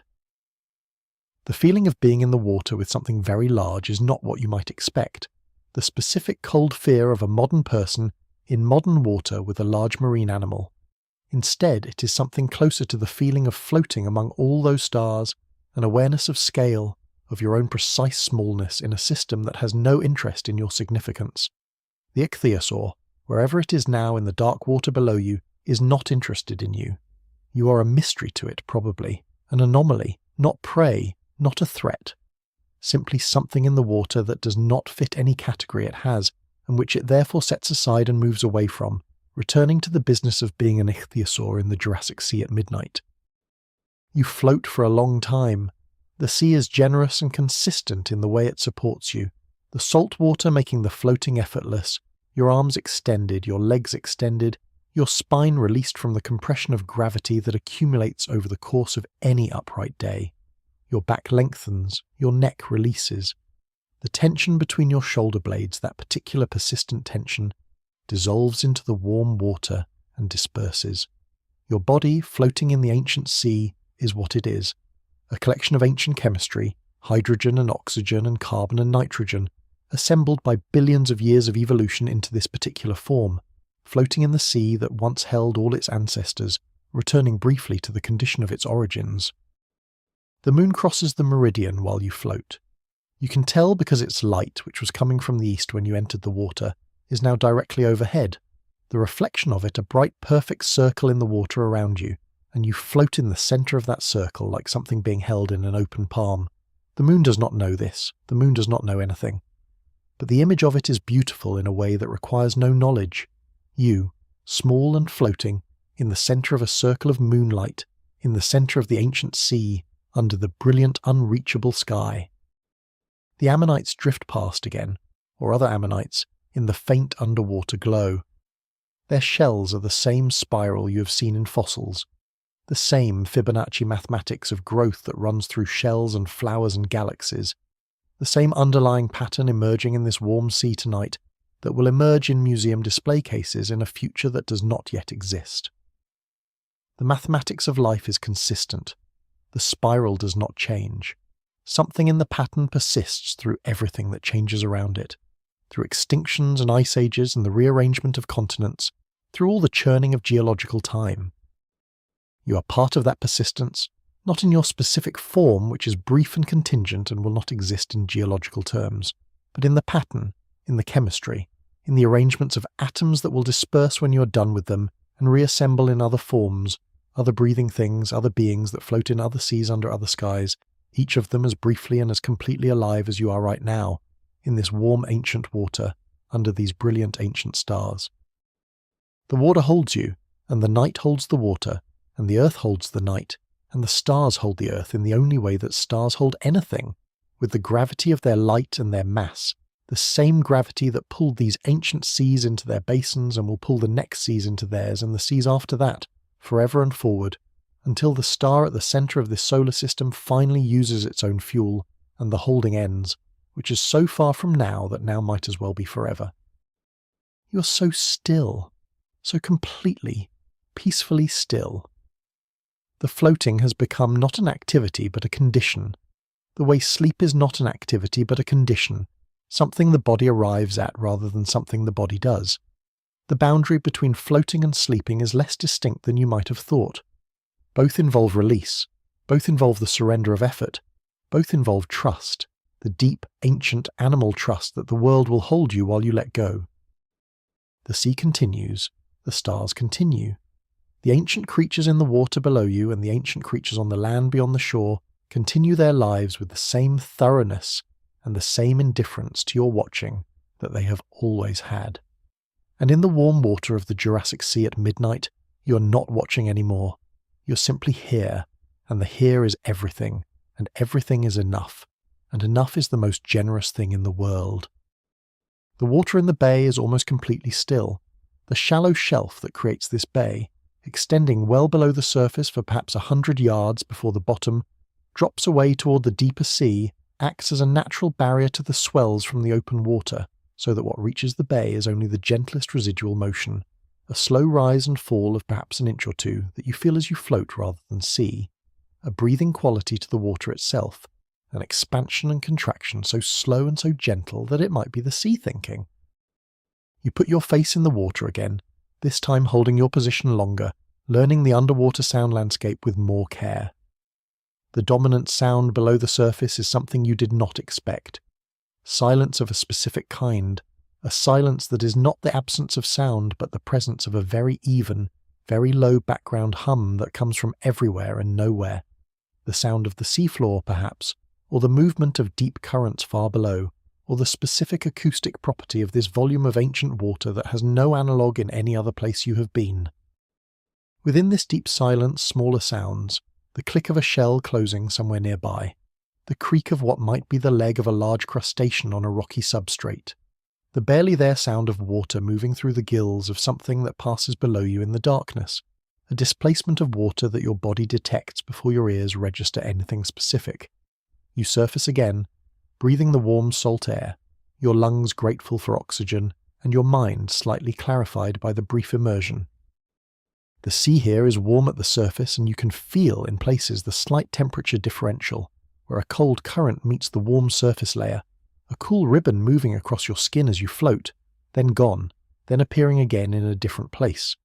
These temperature patterns tell a story about the water column below you, about the mixing of different water masses, about the circulation patterns of this ancient sea, and the story is one that no human has ever read, will not be read until millions of years from now when the sediments laid down tonight are examined in cliffs and quarries by people who did not exist when the story began. A bioluminescent organism passes below you. It is brief and small, a point of cold blue light that moves in a direction that implies purpose. Though what purpose a single organism this size can have in the open water at midnight in the Jurassic is something you can only guess at.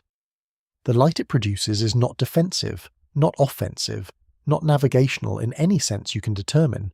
It may simply be metabolic, a byproduct of some chemical process within the organism that happens to produce light the way bioluminescence often does, not for any purpose but as a consequence of other purposes. The light moves and dims and is gone. You float for a long time without moving your arms or legs, finding the precise balance of salt water and body density that allows you to lie completely still on the surface while the water holds you. This balance exists in salt water without effort. The ocean is more generous in this way than fresh water, more willing to take your weight without requiring you to do anything in return. You accept the generosity.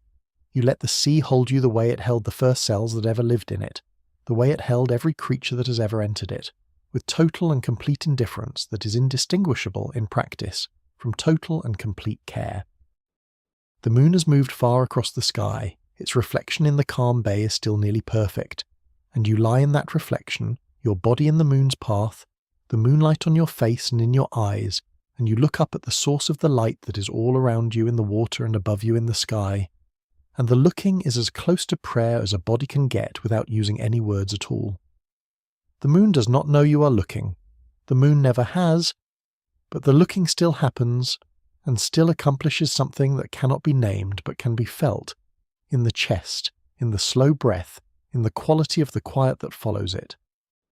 Very slowly, almost imperceptibly, you have drifted.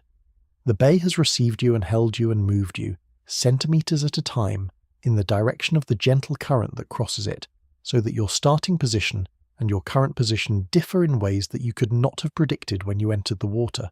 This is fine. This is the nature of floating. It accepts the current's direction without argument. You accept it too. The current knows where it is going. The current has always known where it is going. You can afford tonight to let it take you there. The plateau is reached by a long, gradual ascent through a landscape that changes as you climb, the coastal vegetation giving way to a more open, wind-swept flora as the altitude increases, the dense tree ferns and conifers of the lowlands replaced by shorter, hardier cycads, and a ground cover of low ferns that grow in dense mats across the ancient rock. The plateau itself, when you arrive at it, is a broad flat expanse of wind-polished stone, ancient beyond imagination, its surface cracked in long regular lines by the expansion and contraction of countless millions of days and nights. The wind up here is different from the wind down below. It is stronger, yes, but not violent. Not the aggressive wind of exposed hilltops in your time, but something older and more deliberate. A wind that has been moving across this plateau since before there were trees to break it. A wind that has shaped every surface on this rock over geological time and carries in it a quality of long, long continuity. It is cool on your face and in your hair, and it smells of altitude and stone and the particular mineral dryness of high exposed places. But you did not come to the plateau for the wind. You came for what the wind has not obscured, the sky. And the sky from the plateau at this hour is something that no words in any human language, in any era of human language, have quite managed to capture, though many have tried. The sky from the Jurassic Plateau at the deepest part of the night is the sky as the sky was meant to be seen, in the specific sense that everything about the prehistoric world and everything about this particular moment conspires to give you the sky without qualification. The Milky Way crosses the entire visible dome of the sky from one horizon to the other, not as the faint suggestion of excess stars that you might glimpse from a dark place in your own time, but as something structural and overwhelming, a river of light so dense and so present that it casts a faint shadow on the pale rock beneath you. You can see the dark lanes within it, the dust clouds that interrupt the stellar density in specific places, creating a texture to the river of light that makes it look three-dimensional in a way that photographs never quite manage. You lie down on the plateau rock.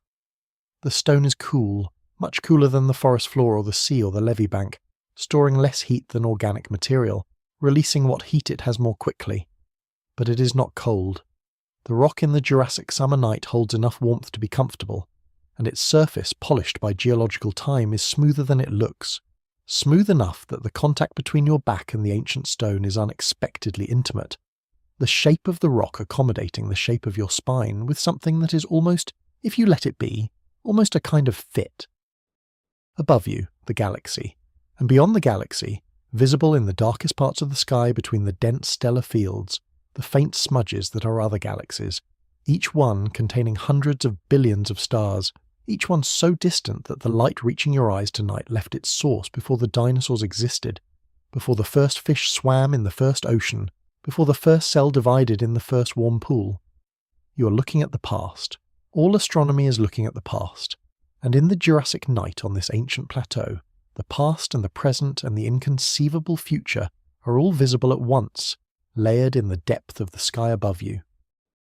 A meteor crosses the sky, not the dramatic streak of a film meteor, but something more subtle. A brief intensification of light in one part of the sky, a line drawn and instantly erased, gone before the mind can fully process what the eye saw. Meteors are more common in the Jurassic than in your time, the solar system still relatively full of debris from its formation, the sweeping up of that debris an ongoing process that will not be complete for millions of years yet. Most of the meteors you see tonight are small, atmospheric, burning up at altitude, contributing their atoms to an atmosphere that will eventually, across unimaginable time, contribute to the bodies of every creature that breathes. You breathe that thought in. Every atom in your body has a history that extends back to the beginning of the universe. The iron in your blood was forged in a star that died billions of years ago and scattered its remnants across a forming solar system. The calcium in your bones was built in stellar nuclear furnaces and deposited in the cloud of gas and dust from which the sun and all its planets eventually coalesced. The water in your cells has been water since the ice of comets seeded the early Earth with its supply. You're old, older than the dinosaurs, older than the planet. You're as old as the elements, and the elements are as old as stars. The wind moves over you, it moves over the polished rock of the plateau, it moves over the forest below the plateau, it moves over the delta and the sea, it moves over the floodplain where the stegosaurs are sleeping now, their day done, their thermoregulatory plates cooling in the night air. It moves over the sauropod herd in the northern forest, the vast bodies swaying very slightly in the wind, accommodating it without resistance. It moves over everything, connecting everything, the atmosphere a continuous medium through which every living thing on this planet is, in a real and physical sense, in contact with every other. You're in contact with everything tonight. This is not a metaphor. The air you breathe has been breathed by every animal on this continent before you, and will be breathed by every animal after you. The water in your body cycled through oceans and clouds and rivers before it arrived here. The ground beneath the plateau was sea floor before it was land. Everything connects to everything. The apparent separateness of things is a useful fiction for navigating daily life, but the deeper truth is this. It is all one system, one enormous breathing interconnected system, and you are a temporary configuration within it, as temporary and as real as the Stegosaur or the ammonite, or the small theropod in the forest. The Milky Way has rotated slightly since you lay down. You can see this if you have a reference point, and your reference point is the bright cluster of stars that was directly overhead when you arrived and has now moved perceptibly to the west. The Earth turning, carrying you with it, carrying the plateau with it, carrying the forest and the sea and the floodplain and every sleeping animal in a great slow arc through the night. This is the motion that created every day and every night in the history of this planet. This is the motion that will carry you toward morning. But morning is not yet. Morning is a long way away in the way that matters for this night, the way that a destination is far away when there is no hurry to reach it. You are on the plateau, the sky is above you, and the rock is beneath you, and the wind is over you, and none of these things require anything of you at all. You can simply be here, in this ancient place, on this ancient rock, under this ancient sky, and breathe. The breathing is the simplest thing, in and out. The ancient air which has been breathed by so many things before you, that its oxygen molecules carry a history far longer than any book, moving into your lungs and transferring its chemistry to your blood, and carrying back out with it the carbon that your cells have released. The carbon that will eventually be taken up by some plant in this forest, or on this plateau, and built into wood or leaf or spore, and from there into some other creature. The cycle continuing as it has continued since photosynthesis began, the ancient beautiful exchange that makes all complex life possible. The stars are breathing too, in their way, not quickly, not in any rhythm you could follow, but stars have their own cycles of expansion and contraction, their own long metabolic processes, their own birth and death and dispersal, and if you had the patience of geology you could watch them do it. You do not have that patience tonight. You have instead a different patience, the patience of someone who has stopped trying to get anywhere, stopped trying to do anything, stopped maintaining the particular effort of wakefulness, and who is simply here on this ancient rock, under this ancient sky, in a world so old that all your concerns feel, in the best possible way, very, very small. Small is not frightening, small is restful. Small is what the astronaut feels looking back at the blue marble of Earth from space, and it is what you feel looking up at the Milky Way from a Jurassic plateau, and it is what every thoughtful person has felt in every era standing under the open sky far from the noise of daily life. The sky teaches smallness as the most comfortable thing possible. The sky says, you're here, and here is enough, and everything else can wait, and the waiting will not hurt it. Your eyes close, not because you decide to close them, but because the muscles that hold them open grow tired and gentle, and the darkness behind them is no darker than the space between stars, and the warmth from the rock below, and the warmth from the sky above meet in the middle where you lie, and the meeting is indistinguishable from peace. The Milky Way continues without you, the wind continues, the ancient plateau lies still beneath the turning sky, and you, on the ancient rock, on the ancient earth, under the ancient stars, let yourself go the rest of the way into sleep. The wind on the plateau at this hour is not the wind of earlier. Earlier it had some force to it, a purposefulness that moved loose gravel across the rock surface and found gaps in your clothing. Now it has softened to something gentler, a persistent but yielding movement of air that carries the plateau smells past you, rock and altitude and the distant forest below, and cools your face without chilling it, and moves your hair but does not disarrange it. This is the wind of the deep night, the wind that comes when the temperature differential between sea and land has equalized and the atmosphere can move at its own pace rather than the pace the day's heating demands. The ancient rock beneath you has texture. You have been lying on it long enough to notice this, the way particular surfaces reveal themselves to long contact. Here a ridge of harder mineral running northeast to southwest, the grain of the rock's own history, the compression it underwent when the continent folded.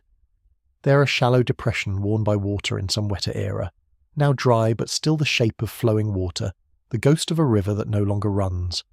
These features are too subtle to see in the dark, but they are present to your body, present as topography always is to something lying still upon it. A meteor shower has begun. You noticed the first one as a streak in the southern sky, so brief that you were not certain you saw it, and then another, and now a third, and now the understanding settles. The Earth is passing through a field of debris left by some ancient comet, and for the next few hours the sky will be offering these brief bright lines at irregular intervals, each one a small piece of something that crossed this region of space long ago, finally reaching the end of its journey in the Earth's upper atmosphere. The meteors burn silently. There is no sound at this distance that corresponds to what you're watching, no sonic component to these events that happen 60 or 70 miles overhead, and the silence of the sky makes the brightness of each streak more complete, more entire, a visual event without acoustic context, light without origin or aftermath, just the brief arc and then the return of darkness and then the waiting for the next. You have been counting the stars in a single small area of sky, a region perhaps 10 degrees across centered on one of the brighter stars, and you have stopped counting at several hundred because the number becomes meaningless past a certain point. The stars too dense and too various to be enumerated with any precision. This is the sky as it is when there is nothing to diminish it. Not 10 stars, not 100, but a density of light that makes darkness seem like the exception rather than the rule. Like the space between the stars is matter resisting the light rather than light failing to be present. The plateau will be here for a very long time, longer than the dinosaurs, longer than the mammals that will eventually replace them, longer by a great margin than the human civilization that will eventually develop the scientific language to describe what you're lying on tonight, the composition and the age and the geological history of this particular piece of ancient rock. And when that civilization has also passed, the plateau will still be here, changed in form by the patient work of erosion and tectonic process, but still here, still ancient, still patient, still receiving whatever lies on it in the dark. Your heartbeat is present to you in a way that it rarely is during waking life. You can feel it in your back against the stone, a steady, unhurried rhythm, the sound of the body's most fundamental mechanism going about its fundamental work. 60 or so beats per minute, give or take, the specific rate that this particular heart in this particular moment of rest has settled into. Each beat a small marvel of organized chemistry, each beat driving blood through a network of vessels that extends, laid end to end, for thousands of miles within the space of a body small enough to lie on this plateau without being visible from 100 yards. The universe is very large. You know this in an intellectual way at all times, but lying on the plateau looking at the sky, the knowledge shifts from intellectual to bodily, from known to felt. The galaxy that stretches across the sky above you contains 400 billion stars. The observable universe contains 2 trillion galaxies. In the face of these numbers, the distance from this plateau to the nearest town, the nearest person, the nearest familiar face, becomes not frightening but comforting. Close, actually, relative to the distances the sky is showing you. Everything you have ever loved is within arm's reach by galactic standards. You are never far from home. The plateau in the deep night is also a listening place. The absence of visual complexity that makes it seem empty in daylight makes it rich at night with auditory information. The wind, which at the plateau level is the primary moving thing, carries sounds from great distances, sounds from the valley below, from the forest at the plateau's edge, from whatever is out on the low hills to the north. You can hear, if you're patient enough and the wind is cooperative, the distant calling of some large animal in the direction of the northern valley, a sound that travels 5 or 10 miles before it reaches you, attenuated by distance to something barely above the threshold of hearing, but still present, still identifiable as a voice. The rock beneath you has been here since before the continent it is part of was anything like its current shape. The geological formations of this plateau predate the Jurassic, predate the Triassic, reach back into the deep Paleozoic when the earliest complex land life was still developing, the forms that would eventually, through uncountable iterations, produce the dinosaurs sleeping below and the person lying above. The rock does not know any of this. The rock is simply what it is, compressed and crystallized chemistry, patient beyond the capacity of any mind to imagine patience. You roll to your side on the plateau. The change in position reveals a different quadrant of the sky, a portion you have not spent as much time with, the northern sky where the stars are different in arrangement and character from the southern ones, where the patterns that will eventually be named constellations by people who will not exist for 150 million years are currently just stars, just the night sky, just the beautiful impersonal fact of the universe doing what it does in every direction simultaneously. The cold of the plateau rock has not bothered you. This surprises you slightly because rock is usually cold, but the residual heat of the Jurassic day, stored in this ancient stone, has been releasing itself slowly through the night, and the rock beneath you is still warmer than the air above you, so that your back is warm and your face is cool. The same comfortable differential you have felt all night in every resting place in this warm, ancient world. The world takes care of the body, when the world is old enough and warm enough and the body trusts it. You have been lying here on this ancient plateau for what feels like no time at all, and also for a very long time.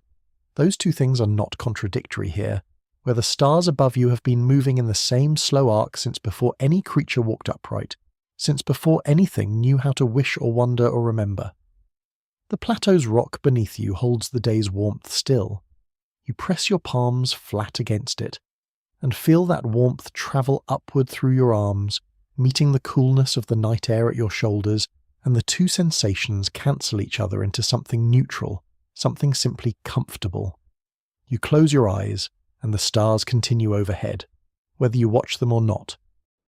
A meteor crosses the sky, small, quick, a thread of white light that lasts perhaps 2 seconds before it is gone. Somewhere a small mammal shifts in its burrow beneath the plateau's edge, turns once, and is still.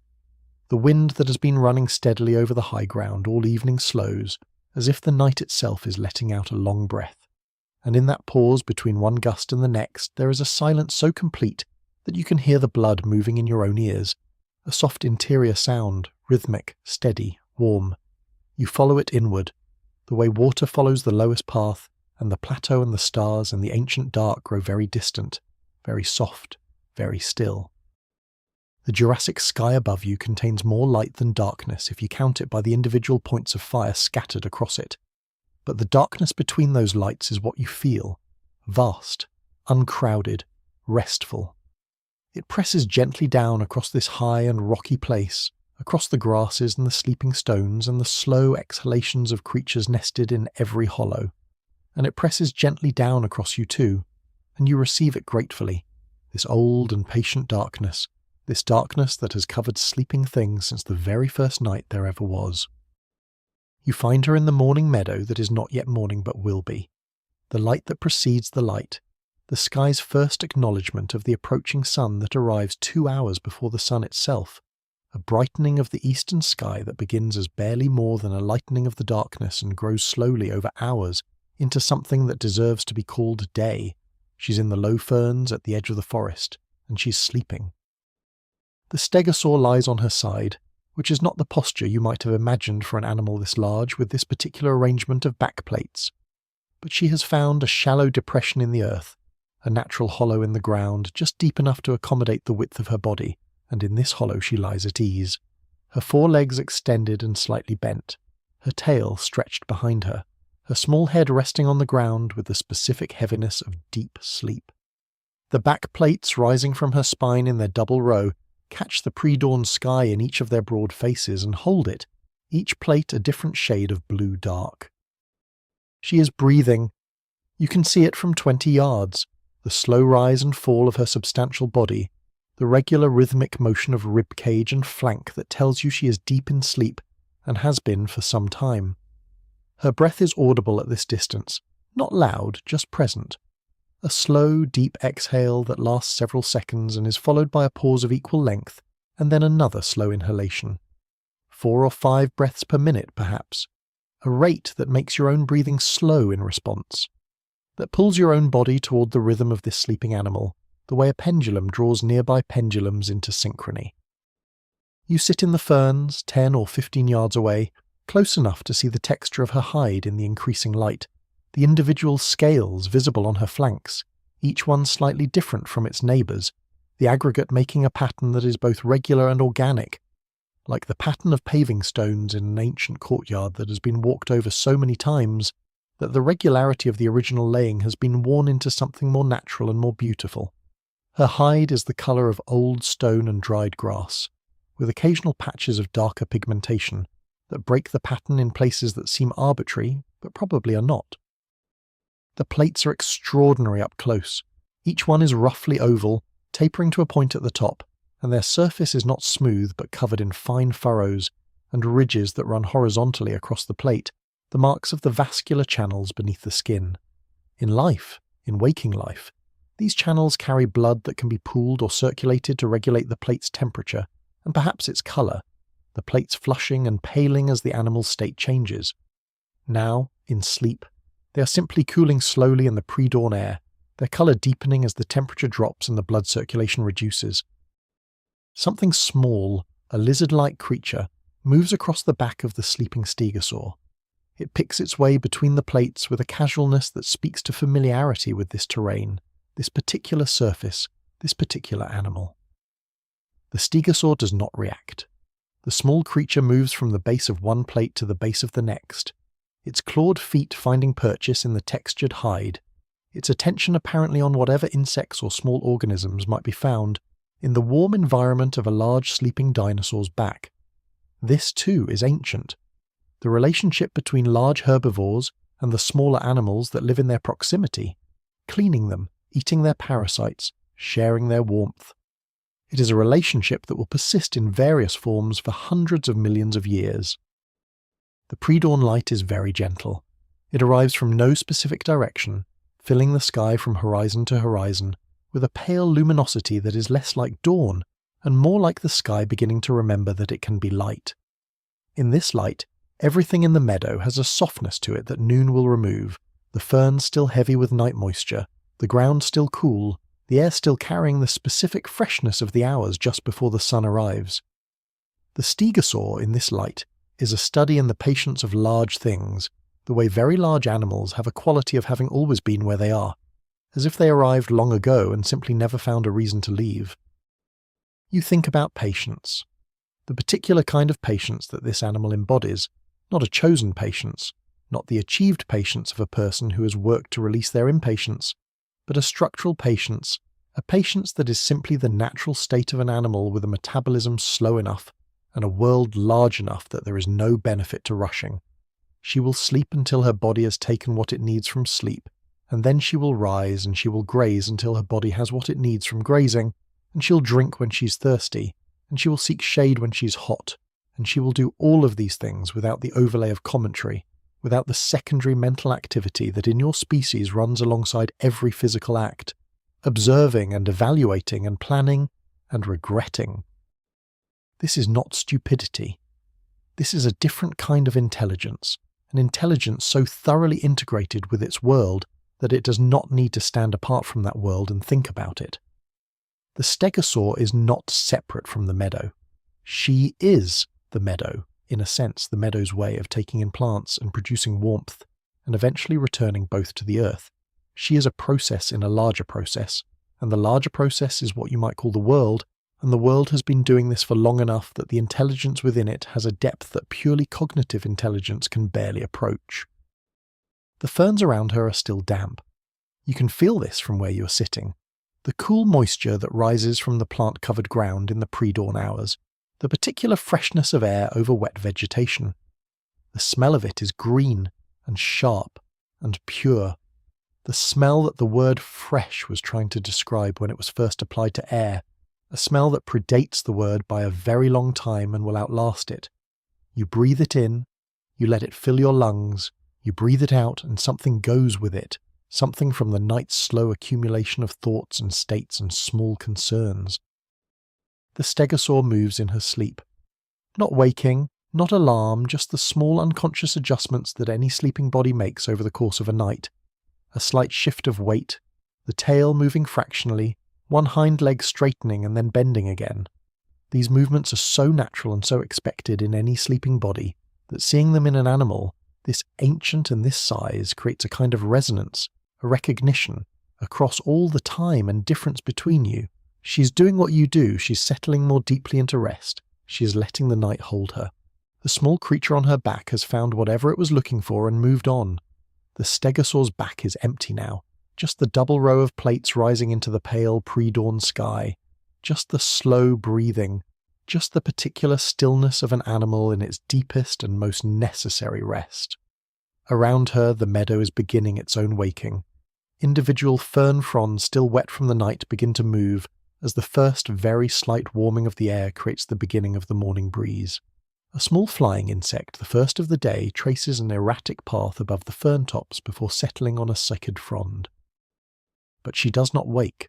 The meadow can begin to wake around her. She will wake when she is ready and not before. This is the privilege of an animal that has no schedule, no appointments, no obligations to be anywhere by any particular time. The sun will come up, and when it does, its warmth will reach her skin and begin the process of warming her blood, and gradually her body will understand that the day has arrived and find its way toward wakefulness. But that process will be gradual and organic, not the sharp, sudden interruption of an alarm, not the abrupt return to the demands of the day. It will be more like a tide than a switch. You lie down in the ferns, not deliberately, not as a decision, but as the natural outcome of the position you have been in, and the weight you have been carrying and the depth of the quiet around you. The ferns close slightly above you, their fronds overlapping to create a loose canopy over your face, through which the pre-dawn sky is visible in fragments. Paler now, the darkness almost entirely gone. A soft grey-blue that is the colour of the sky at its most open and its most honest, the colour it wears before it commits to the drama of the actual sunrise. The Stegosaur's breathing continues its slow, deep rhythm. From where you are lying, you can hear it more clearly than before, the ferns channeling and focusing the sound, and it enters your ears and your body in a way that the word soothing barely begins to cover. It is a rhythm that says, you are safe, you are here. The world has held many things through many nights, and it is holding you now, and nothing is required of you except this. Breathe and rest, and let the ancient world that existed before you and will exist after you do what it has always done, which is hold everything that lives within it with the patient, impersonal, all-encompassing care of something that has no agenda other than continuation. The sky brightens, very slowly, the way only the real sky brightens, without hurry, without drama, without the accelerated convenience of time-lapse photography. Just the sky getting lighter, one incremental shade at a time, the blue deepening toward the genuine blue of approaching day. The Stegosaur sleeps on, you breathe with her, and the ancient world moves through its ancient cycles, patient and complete and entirely sufficient, holding you both. The cycads near the meadow edge are flowering, or rather they are producing their reproductive structures, which are not flowers in the botanical sense, but which serve the same purpose and have some of the same visual quality. A central structure dense with pollen or seeds, surrounded by modified leaves of a specific colour. The whole arrangement evolved over millions of years to attract whatever pollinates cycads in this world, small insects probably, or the wind, or both. The cycad structures catch the early light and hold it in their compact architecture, and in this light they have a quality that is almost jewel-like, dense, and precise, and very old. The dew on the grass is extraordinary in the low horizontal light. Each blade of grass bears a row of droplets along its length, and each droplet contains, in the refraction of the light passing through it, a tiny sphere of the world around it. The inverted image of the meadow, the tree-fern forest edge, the lightening sky, compressed into the diameter of a water droplet. There is an entire gallery of miniature worlds in the dew-covered grass of this meadow, each one unique, each one as complete as the world it reflects, and all of them ephemeral, gone by the time the sun is fully up. The Stegosaur's back plates, seen from this proximity, are more complex than you thought when you saw them from a distance. Each plate has a surface texture, not the smooth armour you might have imagined, but something more alive. A network of fine ridges and furrows running in roughly parallel lines across the plate's surface, the marks of the vascular channels that carry blood through the plate's thickness. Where the channels are densest near the plate's base, the surface is most richly textured. Where they thin toward the tip, the texture smooths. In life, in waking, these channels would be dilating and constricting, continuously in response to temperature, to light, to the animal's internal state, the plate's surface changing colour and temperature in ways too subtle to see, but not too subtle to measure. The small creature you saw on the sleeping Stegosaur's back earlier has returned, or a different small creature of the same kind. The distinction is impossible to make from here. It moves with the same purposeful delicacy, picking its way between the base of one back plate and the next, occasionally pausing to investigate something in the hide with its small precise mouth parts. It carries on this work with the focus of an animal for whom the sleeping Stegosaur is simply the current terrain, the environment it's adapted for, the surface of its world. You think about what it would mean to never know what you're standing on, to live entirely in the moment and in the immediate physical experience of the surface beneath your feet, without any concept of the nature of that surface, without any narrative about it, without any sense that it might at any moment wake and shake you loose. The small creature on the Stegosaur's back does not know it is on an animal. It knows the temperature of the surface, the texture of it, the specific microorganisms and tiny invertebrates that live in it. It knows what is immediately relevant. The rest, the nature of the thing beneath it, is beyond its knowledge and therefore irrelevant. This is, you think, a kind of freedom, the freedom of pure present experience, unmediated by categories and narratives and the enormous overhead of knowledge. You do not envy it exactly. Your knowledge is what allows you to be here in the way you are here, to find this meaningful, to understand the Stegosaur as ancient and the morning as early, and the dew as ephemeral and the world as enormous. But you can appreciate it, the freedom of a small creature on a warm surface, doing what it does, complete in its doing. The sleeping Stegosaur exhales. The breath moves the smallest ferns in the vicinity, a slow, warm exhalation that smells of fermented plant matter and the specific biology of this animal, a smell that no human nose has ever encountered before, and which your nose encounters now without a frame of reference, and so experiences purely without the overlay of previous associations, just a smell, complex and biological and alive. The sky above the meadow is now decisively early morning, the specific blue of the hour before the sun that has its own quality in every era, a blue that is clear and cool and entirely without the haze or warmth that noon brings. In this blue, a pterosaur is already flying, a small one, its shape distinct against the sky as it makes the long glide from wherever it roosted to wherever the morning thermals are forming over the warming ground. It does not call, it does not land, it is simply moving through the sky in the direction the sky's thermal geography requires, efficient and silent and ancient. There is a particular quality to the silence that settles around a sleeping animal, something different from ordinary quiet. It is a silence that has weight, a silence that breathes. You feel it now as you remain near the Stegosaur, the great creature's presence like a warm ember at the centre of this meadow, radiating calm in every direction. The air smells of damp grass and the faint mineral scent of standing water somewhere close by, and you find that you have stopped thinking about anything in particular. You're simply here, present, resting. A single moth drifts past your face, barely visible, its wings catching no light at all. Just a soft disturbance in the air, there and gone. Somewhere beneath the meadow's root mat the soil is warm from the long day's heat, and that warmth rises through the turf, through the soles of your feet, through the quiet length of you as you settle lower. The Stegosaur's ribs rise and fall. The ferns sway a single time and go still. You sway with them, almost imperceptibly, and go still also.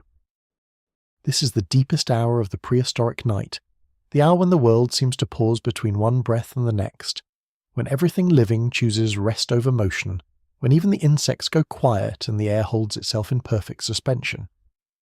You are part of that suspension now. The meadow holds you gently, the darkness holds you gently, and somewhere at the very edge of awareness you feel your own thoughts beginning to thin like mist, growing transparent, drifting, dissolving into the warm and ancient dark that has always surrounded this place. There are places in the Jurassic forest that have not seen full sunlight in centuries, not because they are underground or in caves, but because the canopy above them is so dense and so continuous that the light, arriving from above as it must, is intercepted layer by layer until by the time it reaches the forest floor, it has been transformed into something that barely deserves the name, a green glow rather than light, a suggestion of brightness in a world that runs primarily on shade. You have walked for a long time into the forest. The The pre-dawn that you left behind at the meadow edge is simply irrelevant here. The darkness of the deep forest having its own schedule that does not correspond to the skies. It is the same temperature it always is at this depth, cool and moist and consistent, the kind of temperature that a wine cellar achieves by being surrounded by enough earth and stone. The air smells like earth and water, and the specific biological complexity of a forest that has been building on itself for millions of years. The trees here are the oldest, not old in the way that old trees in your time are old, not thousands of years, but something more fundamental. Old in species, old in form, old in the sense that the design of these conifers was settled upon by evolution so long ago that it has not needed modification since. They are perfect for what they do, gather light and convert it to wood, and produce seeds, and provide habitat and hold the soil, and contribute to the water cycle, and participate in the atmosphere with their oxygen and their absorbed carbon, all without needing to be anything else, all without being asked to justify their existence. The trunks here are wider than anything you have encountered so far tonight. The largest ones would take 5 people linking hands to encircle them, perhaps more, and they rise from a ground-level girth that flares outward in massive buttressed roots that in some cases have grown together with neighbouring trees in underground unions that make the individuals technically separable, but practically inseparable. Their root systems intertwined and exchanging chemistry through the ancient fungal networks that run through the forest floor like a second nervous system. The fungal networks are visible in places, if you know what you are looking at, as fine white threads running through the soil when you disturb it, as the fruiting bodies that emerge from the forest floor in clusters and individually, forms ranging from the familiar mushroom shape to structures more elaborate and strange, shelf fungi on fallen logs, cup fungi on buried wood, forms that have no common names in any language because nothing in your time looks quite like them.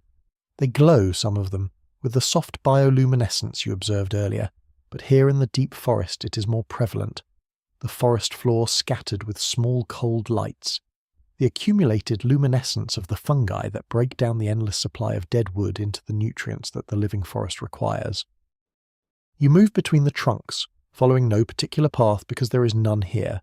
The deep forest too dense for the repeated passage that creates paths. Your feet find the spaces between roots, step over the bracket fungi, avoid the small puddles of standing water in the depressions of the root systems. The movement is slow and requires attention, not the anxious attention of navigation, but the absorbed attention of close observation, each step a small commitment to this particular piece of ancient ground. Something large is ahead of you. You sense it before you see it, as you have sensed things before tonight, by the quality of the air, the slight change in the sound texture of the forest, the way the bioluminescent fungi in the middle distance are slightly disturbed as if a breath has moved across them. You slow further, making your movement even quieter, until you are walking with a deliberateness that is almost meditative, each step placed with full attention, full intention. It is a sauropod, a solitary one, separated from the herd or simply making its own way through the deep forest. It is sitting, which is not quite the right word for what it is doing. It has lowered its body to the ground in a process that must have taken considerable time given the mass involved, its legs folded beneath it, its neck extended along the ground in a posture you have not seen before, the enormous head resting on the ancient roots with the absolute heaviness of an animal fully given over to rest. The neck stretched out like that must be 30 feet long, a great living rope of vertebrae and muscle and the biology that makes movement possible, now fully still. The sauropod is sleeping, its eyes are closed, the lids, disproportionately small for a head this size, barely visible in the dim forest light. Its breathing is the deepest and the slowest you have heard from any animal tonight, each breath cycling over 15 or 20 seconds, the vast lungs taking their time with each inhalation, the chest expanding with a gradual deliberateness that makes the entire forest floor vibrate slightly. Between breaths, the stillness is so complete that you could imagine the animal was not sleeping but something more final, and then the next breath begins and the world resumes. You sit at the base of a conifer trunk nearby, perhaps 20 feet from the sleeping sauropod's head, close enough to see the individual scales on its neck, close enough to hear the sub-audible rumble of its digestive system working through the vast intake of vegetation from the day. This sound, the sound of a sauropod's internal chemistry processing its food, is a deep, continuous murmur, more felt than heard, a sound that combines with the breathing and with the ambient sounds of the forest to create something you could close your eyes and simply inhabit. You close your eyes. The darkness behind your eyelids is not the darkness of the forest, which carries in it the faint light of the fungi and the filtered moonlight. The darkness behind your eyes is your own, specific to you, the darkness that is always there when you choose it. In this darkness, the sounds of the deep forest arrive with more clarity. The fungal glow of the floor, strangely, seems to have a sound, or your mind translates its light into sound, a soft high hum that sits above the low rumble of the sauropod's interior. The night insects continue their ancient chorus. The fungal networks of the forest floor continue their chemical conversations in a medium too slow and too complex for any vertebrate mind to follow. The smell of the deep forest is, at this depth and at this hour, as complex as any smell you have encountered. Earth is part of it, the specific mineral and biological smell of very old soil. Wood is part of it, both living and decaying. Water is part of it, the moisture that saturates everything at this depth of the forest, the groundwater that moves through the root systems and emerges from the soil as a faint perpetual dampness. And something else, something that is the smell of the forest as a system rather than as a collection of components, a meta-smell, if that is a word, the smell of a billion biological processes happening simultaneously in a confined space. Time passes differently here. You are aware of this in the way that you are aware of it in any enclosed, dark, quiet space. The usual markers of time are absent. The changing quality of light and sound that the open world uses to track the hours, and without those markers the minutes and the tens of minutes move at the pace that your body gives them, which is the pace of breathing and heartbeat and the slow drift of thought. Your heartbeat is very slow. You notice this not with alarm but with satisfaction, the way you might notice a difficult problem that has unexpectedly resolved itself. The heart is doing what the heart does best when circumstances allow, finding its lowest sustainable rhythm, the pace it can maintain without effort, the pace it adopts when it is not being asked to do anything, except keep the blood moving through the body at the rate the body requires when the body's at rest. This rate is slower than any waking state you're in during normal life. It is the rate of deep rest, of approach to sleep. The sauropod exhales, a long deep exhalation that moves the air in the forest noticeably, the ferns near its nostrils bending away from the released breath, then returning. The next inhalation begins. The forest floor vibrates slightly. You breathe in synchrony with it, though your lungs are immeasurably smaller and your breath immeasurably shorter. But the rhythm is the same, slow in and slow out, and in the rhythm you find what you have been moving toward all night, the place where effort ends and rest begins, the place where the mind stops generating thoughts and starts releasing them, one by one, into the deep forest air where they dissolve and become indistinguishable from the exhalations of trees. The forest holds you. The sleeping sauropod breathes beside you. The bioluminescent fungi glow their cold, patient light. The ancient fungal network carries its ancient chemical conversations through the ancient soil. And you are part of it, not as a visitor, not as an observer, but as one more breathing thing in a world so full of breathing things that one more is simply part of the fullness, simply one more variation on the fundamental theme of being alive in an ancient world at an ancient hour, breathing in and breathing out, held by the forest, held by the night, held by the patient earth. Somewhere in the forest above you a branch falls. It was dead before it fell, held in place by the friction of bark on bark, and a slight shift of the sleeping sauropod's tail dislodged it, by moving the air pressure in its vicinity by a fraction of a fraction, and the accumulation of small forces that had been holding it finally gave way to the gravity that had always been pulling it. It falls through the canopy layers, deflected by living branches, and lands perhaps 20 feet away with a sound that is brief and clean and absorbed immediately by the forest floor. The sauropod does not wake. The sound was small and familiar, the kind of sound this forest produces continuously, and the sleeping animal's sensory processing sorted it into the category of background and continued its work of deep rest without interruption. This is one of the great skills of any animal that sleeps in the wild, the ability to sort sounds by category without waking, to distinguish the significant from the ambient, to sleep through the ambient and wake only for the significant. You would like to be better at this. Most people you know would like to be better at this. The sauropod's skin, seen close up, has a quality that photographs never manage to capture, because photographs always have a frame, and this creature has no frame. The skin extends from the neck you are watching in both directions to areas you cannot see from here, continuous with the rest of the animal, part of a surface that covers something 70 feet long and 15 feet tall and many tons in weight. A surface area of skin so vast that it contains more individual scales than you can count in an evening. Each scale is slightly different from its neighbours, shaped by the specific pressures of the specific part of the body it covers. The forest floor around the sleeping sauropod is disturbed in a circle roughly corresponding to the space it occupies.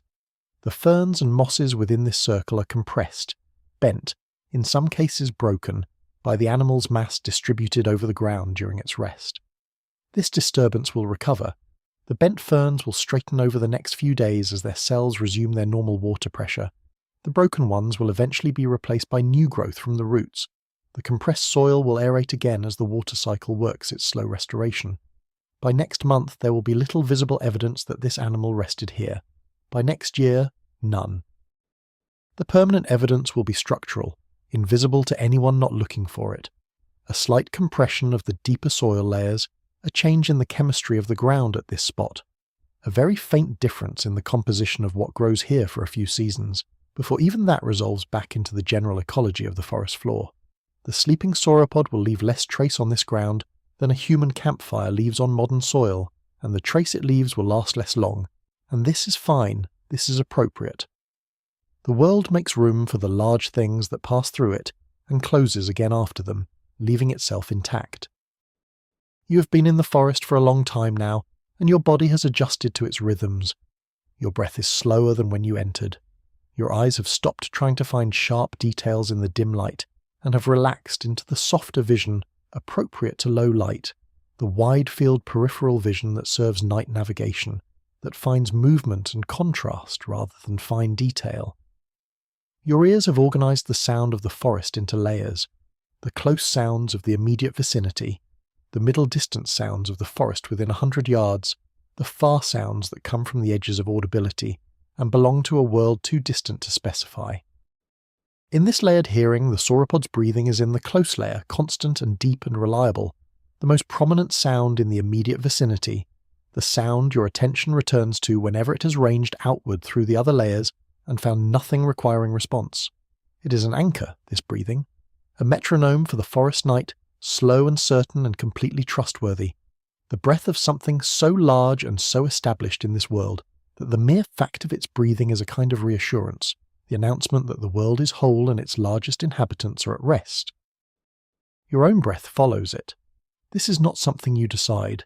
It is something that happens, the natural resonance of a breathing body in the presence of another breathing body, the tendency of rhythmic systems to synchronize, the ancient pull of one rhythm toward another. Your breath slows to match the sauropod's rhythm the way a second swing slows to match a first, the physics of the situation drawing them together across the difference in their sizes into a shared tempo, slow and full and complete. The fungal network of the deep forest is active in the cool pre-dawn. The networks of fine white threads that run through the forest soil, connecting tree to tree in the elaborate mycorrhizal exchange systems that have been operating here for hundreds of millions of years, are never inactive.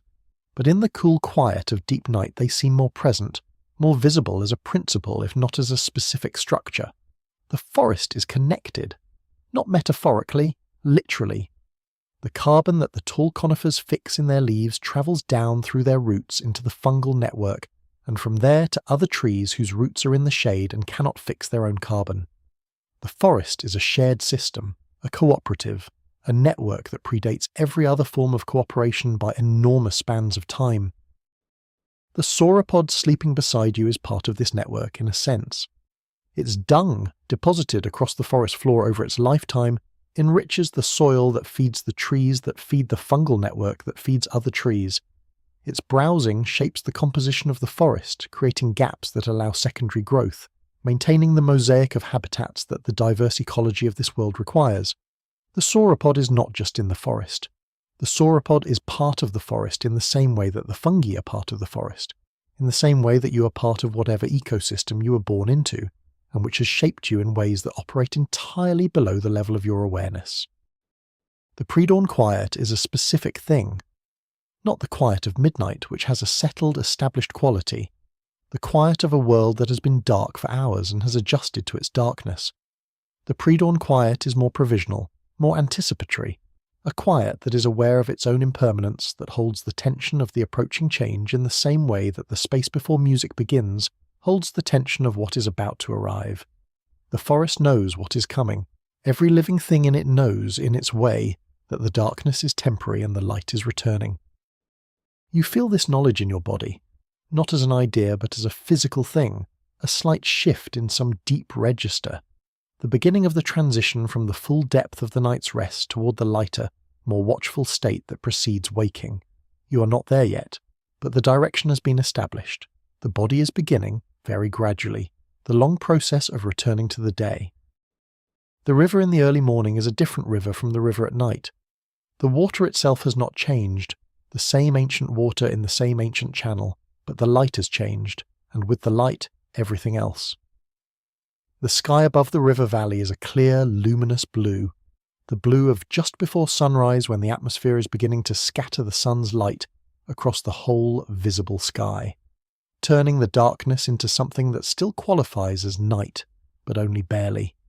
In this light, the river's surface is alive with small reflections that were not there in the dark, catches of light from nowhere specific, dancing points that move with the current. You have come back to the floodplain. The long night's wandering through forest and cliff and delta and sea and plateau has returned you to the broad open space where you began, as if the world has a gravity that pulls you back toward wide spaces and flowing water when the night grows long enough. The grass of the floodplain is heavy with dew, each blade bearing a line of water droplets that in the pre-sunrise light are tiny prisms, catching and scattering the early light in brief silent sparks that flash and disappear as you pass through them. The river is wider here than it was at the crossing. This lower section of the floodplain accumulates the water of the upper valley and spreads it across a broader bed, so that the river in this place is shallow and braided, multiple channels winding through gravel bars and low islands of sedge grass, the whole thing perhaps 400 yards from one bank to the other, more wetland than river in the traditional sense. It is, in the pre-dawn light, extraordinarily beautiful. They arrive from the north. You hear them first, the low, continuous rumble of ground-transmitted vibration that by now you recognize as the approach of very large animals in significant number. Then the visual confirmation, emerging from the northern tree-fern line into the open floodplain in a loosely organized procession. The sauropod herd, or a sauropod herd, moving toward the river with the unhurried purpose of animals that have made this journey many times and know that the water will be there. There are more of them than the group you watched cross the river earlier in the night. This is the morning herd, perhaps, a larger aggregation that has gathered from the surrounding forest, as the light began to change and the body's need for water, built up over the cool night, begins to call them toward the river. They come in family groups and loose associations, juveniles keeping close to adults, older animals moving with a slight separation from the main body, the whole arrangement constantly fluid, constantly adjusting, the sauropods negotiating their proximity to each other with small deviations of course and occasional low vocalizations. The largest animals are the ones you cannot stop looking at. They are more than 50 feet long, these individuals, and their bodies at morning light have a quality that noon removes, a softness at the edges, a slight blurring of definition where the skin meets the air, as if they are not quite fully materialized yet, as if they're still in the process of becoming day from night. Their backs catch the pre-dawn glow and hold it in the broad surfaces between the neck and tail, each back a landscape of its own, a horizon with its own hills and valleys of muscle and bone. The drinking is a long communal process. The first animals reach the river's edge and lower their great necks to the water, and the sound of that first drinking, the quiet intake of water by an animal that might drink hundreds of gallons in a day, carries across the floodplain in the still morning air with a clarity that seems excessive for something so simple. Drinking, the most basic requirement of any body, the perpetual renewal of what the body loses to breath and metabolism in the day's work. Even here, even in this ancient world, even among the largest animals to walk on land, The river and the drinker are in the same arrangement they have always been. More animals reach the water. The shallow braided channels between the gravel bars are wading through now with a dozen large bodies, the water rising to their knees and in some cases their bellies, the braided pattern of the river disturbed by so many legs and replaced by a more complex pattern of eddies and back eddies and small waves. The sound of this, the sound of an enormous number of enormous bodies in a shallow river in the early morning, is one of the most beautiful and most specific sounds you have heard all night. A broad, warm, layered sound, part river and part animal and part morning, entirely unrepeatable in any other context. You stand at the river's edge several hundred yards downstream from the main drinking activity, close enough to hear everything, far enough to see it whole. The sky is brightening more noticeably now, the east distinctly lighter than the west, a gradient of blue that deepens toward the horizon in the direction of the approaching sun. The river below the drinking herd carries small disturbances downstream, ripples and the occasional dislodged piece of vegetation. The water downstream from the herd slightly different in character from the water above it, warmer perhaps, carrying the trace chemistry of so many large bodies. A juvenile comes too close to the bank where you're standing and stops, regarding you with those wide, calm eyes. It is perhaps 30 feet long, this juvenile, its body still carrying the smooth, almost rounded quality of the young before the angles and definitions of adulthood fully establish themselves. Its neck is relatively longer than an adult's neck, in the proportional way that young animals have features that are not yet in their final ratios.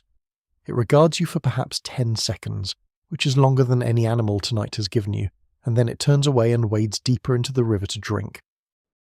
You realize, watching it go, that the animals of this world are not afraid of you, not because they cannot perceive you, not because they have been made comfortable with human presence through long association, but because you carry nothing in your body that they recognize as threat. The pheromones and postures and behaviors that communicate danger in this world are not ones you possess or produce. You are to these animals a strange-smelling, air-breathing thing of unremarkable size whose behavior is entirely unpredictable and therefore categorized as irrelevant. It is, in the most literal sense, the most accepted you have felt anywhere. The sun arrives.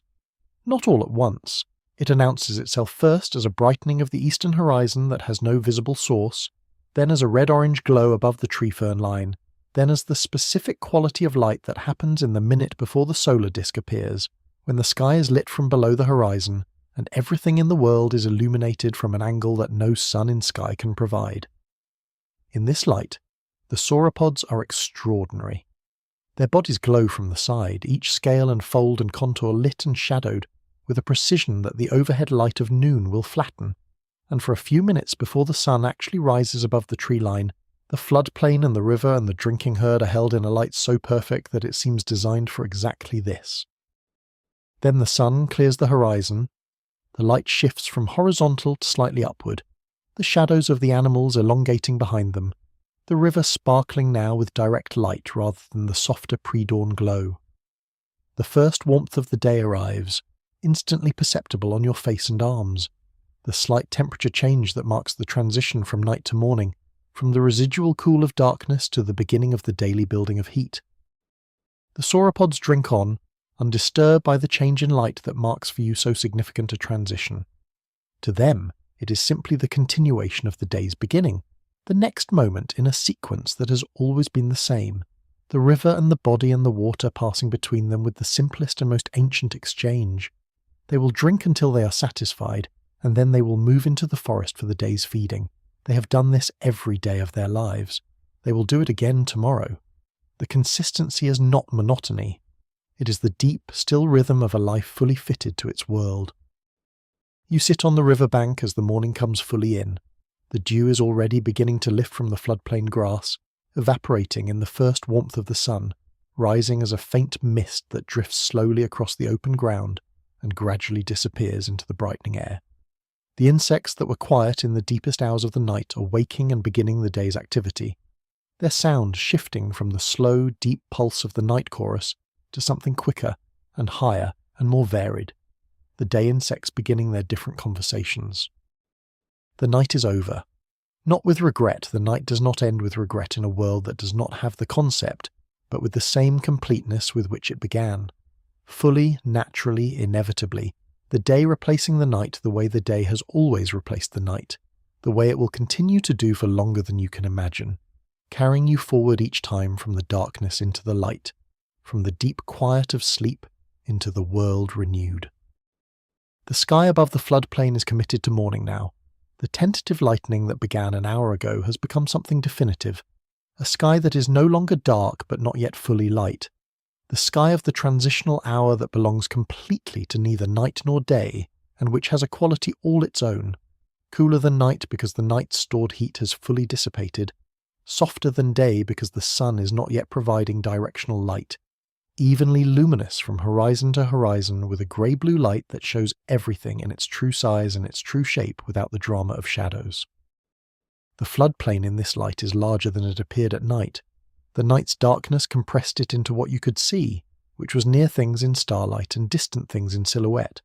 But the morning light reveals depth, reveals the actual width of the valley, reveals the distant tree-fern ridge to the west and the low hills to the north, and the flat shining line of the river in the middle of it all, and the scale of it is humbling in the specific way that large spaces are humbling, the way they make the body feel exactly as small as it is, without making that smallness anything but comfortable.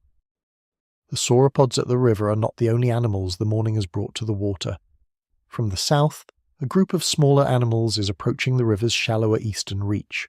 Ornithopods, perhaps a dozen, moving in the loose, companionable arrangement of animals that spend their lives in each other's proximity and have no need to maintain any particular formation. They are calling to each other as they move, low brief calls that have the quality of social conversation rather than alarm or coordination, the sound of animals that simply like to know where each other is. The calls of the ornithopods entering the river produce responses from the sauropods already there. Not alarm, not territorial assertion, just the low resonant acknowledgement that animals use when they register the presence of others and find it unremarkable. The floodplain in the early morning is full of these small exchanges, sounds passing between animal groups as they go about the business of the morning, each sound a small transaction in the social economy of the floodplain, adding to the general account of mutual awareness. You watch the juvenile sauropod that noted you earlier wading back into the river for a second drink. It has figured out the current this time, angling its body slightly upstream as it wades, using the water's resistance to maintain its course toward the drinking spot rather than being pushed sideways by it. The competence of it, visible as a slight adjustment in the angle of the animal's body, is a small thing, and you notice it with the pleasure of noticing small competences in young animals, the pleasure that is somewhere between pride and delight. The river carries everything downstream with the same patient thoroughness. Whatever the sauropod herd disturbs in the water, mud and gravel and the small organisms in the shallows, passes through the floodplain section of the river and continues toward the delta you visited earlier, and from the delta to the sea. The river is a conveyor, a processor, a link between the land and the sea that is both physical and chemical, moving matter and carrying dissolved substances and maintaining the connections between the upstream environments and the downstream ones that make the whole system coherent. You have been on the floodplain now through a full cycle, from the late afternoon that preceded this night, through the night itself with all its wanderings, and now back to the early morning of the same place, the same river, the same open ground. The circle is not complete in the sense that you have returned to where you started without having changed. The night has done to you what nights do, passed through you, removed things, added things, shifted the arrangement of what remained. What you carry from this night is not precisely nameable. It is the weight of large things seen up close, the scale of the world in the absence of everything that normally provides scale. It is the sound of ancient breathing, many varieties of it, many animals breathing in many different rhythms, the fundamental sound of life in a world that is full of it. It is the quality of the Jurassic sky at several different hours of the night, the specific stars and the specific dark between them, the Milky Way as it was before anyone had a word for it.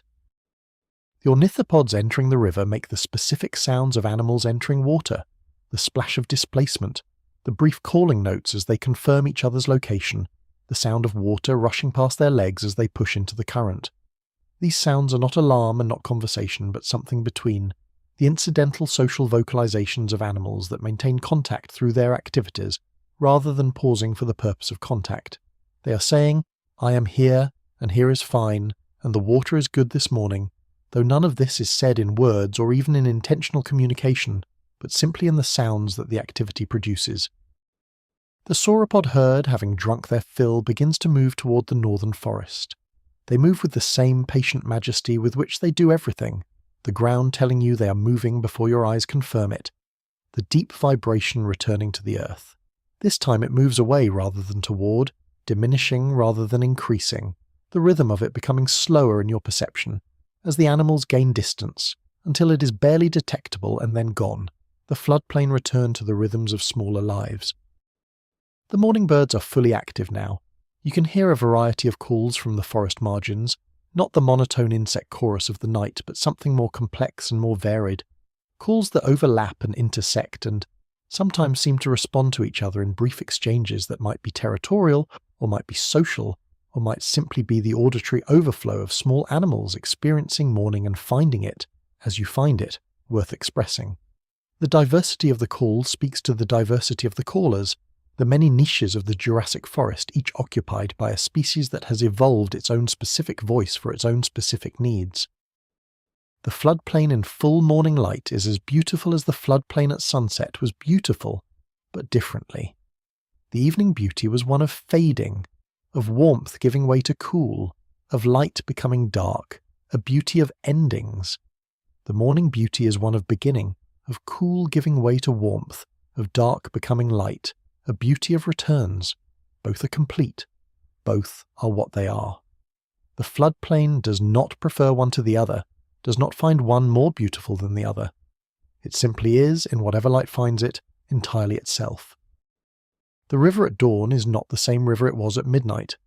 The water carries a different temperature now, faintly warmer at the surface where the rising sun has been working for the past half hour, and the colour has shifted from the deep charcoal of the deepest night toward a soft pewter, and then, as you watch, towards something that is almost green. You notice the colour change the way you might notice a mood changing, not suddenly, but as a gradual brightening, a gentle lifting, something that has been waiting all night to happen finally allowing itself to begin. Along the near bank a sauropod has paused mid-drink, its neck still curved toward the water's surface, and for a long moment it is utterly motionless, a curved dark shape against the early sky, its own reflection wavering below it in the slow current. Then it lifts its head, water trailing from its jaw in silver threads, and turns to look at the morning with an expression that has no particular word for it in any language yet invented, because the first language is still 150 million years away. But the look is recognizable. It is the look of a creature that has slept and woken and found the world still there. You breathe with the river, in with the small sounds, the lap and gurgle, the distant call of something newly awake, the creak of wood in the warming air, out with the last of the night, the last of the darkness that has been your companion for all these hours. There is no urgency in the morning here. The world is simply transitioning slowly and beautifully from one long quiet into another, and you are held gently in the space between them, neither fully asleep nor fully awake, drifting in the warm suspension of the early Jurassic dawn. Not everything in the Jurassic is large. This world of giants has its small life too, the life that exists in the gaps and margins and underneath things, the life that runs on smaller portions of sunlight and smaller volumes of water and smaller territories, and which is in many ways more complex and more varied and more interesting in its individual details than the large animals that command attention simply through their size. In the shallow depression at the foot of a conifer, where the roots have created a small bowl that collects water and leaf litter, a world is happening that rewards the close attention that only something your size can give it.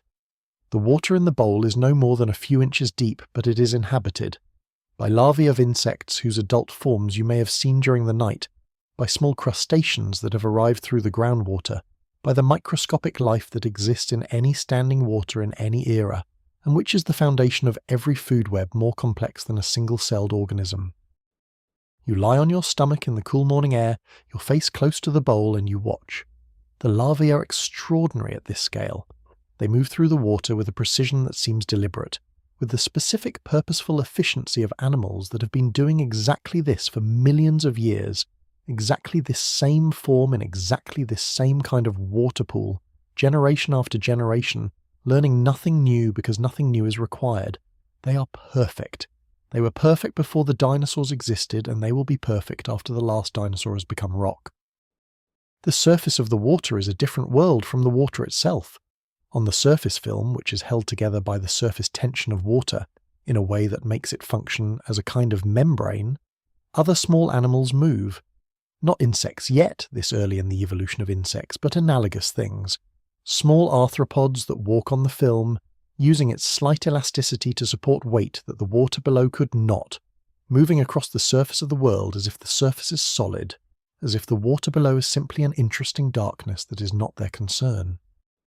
A fern frond falls into the bowl, you watch it drift.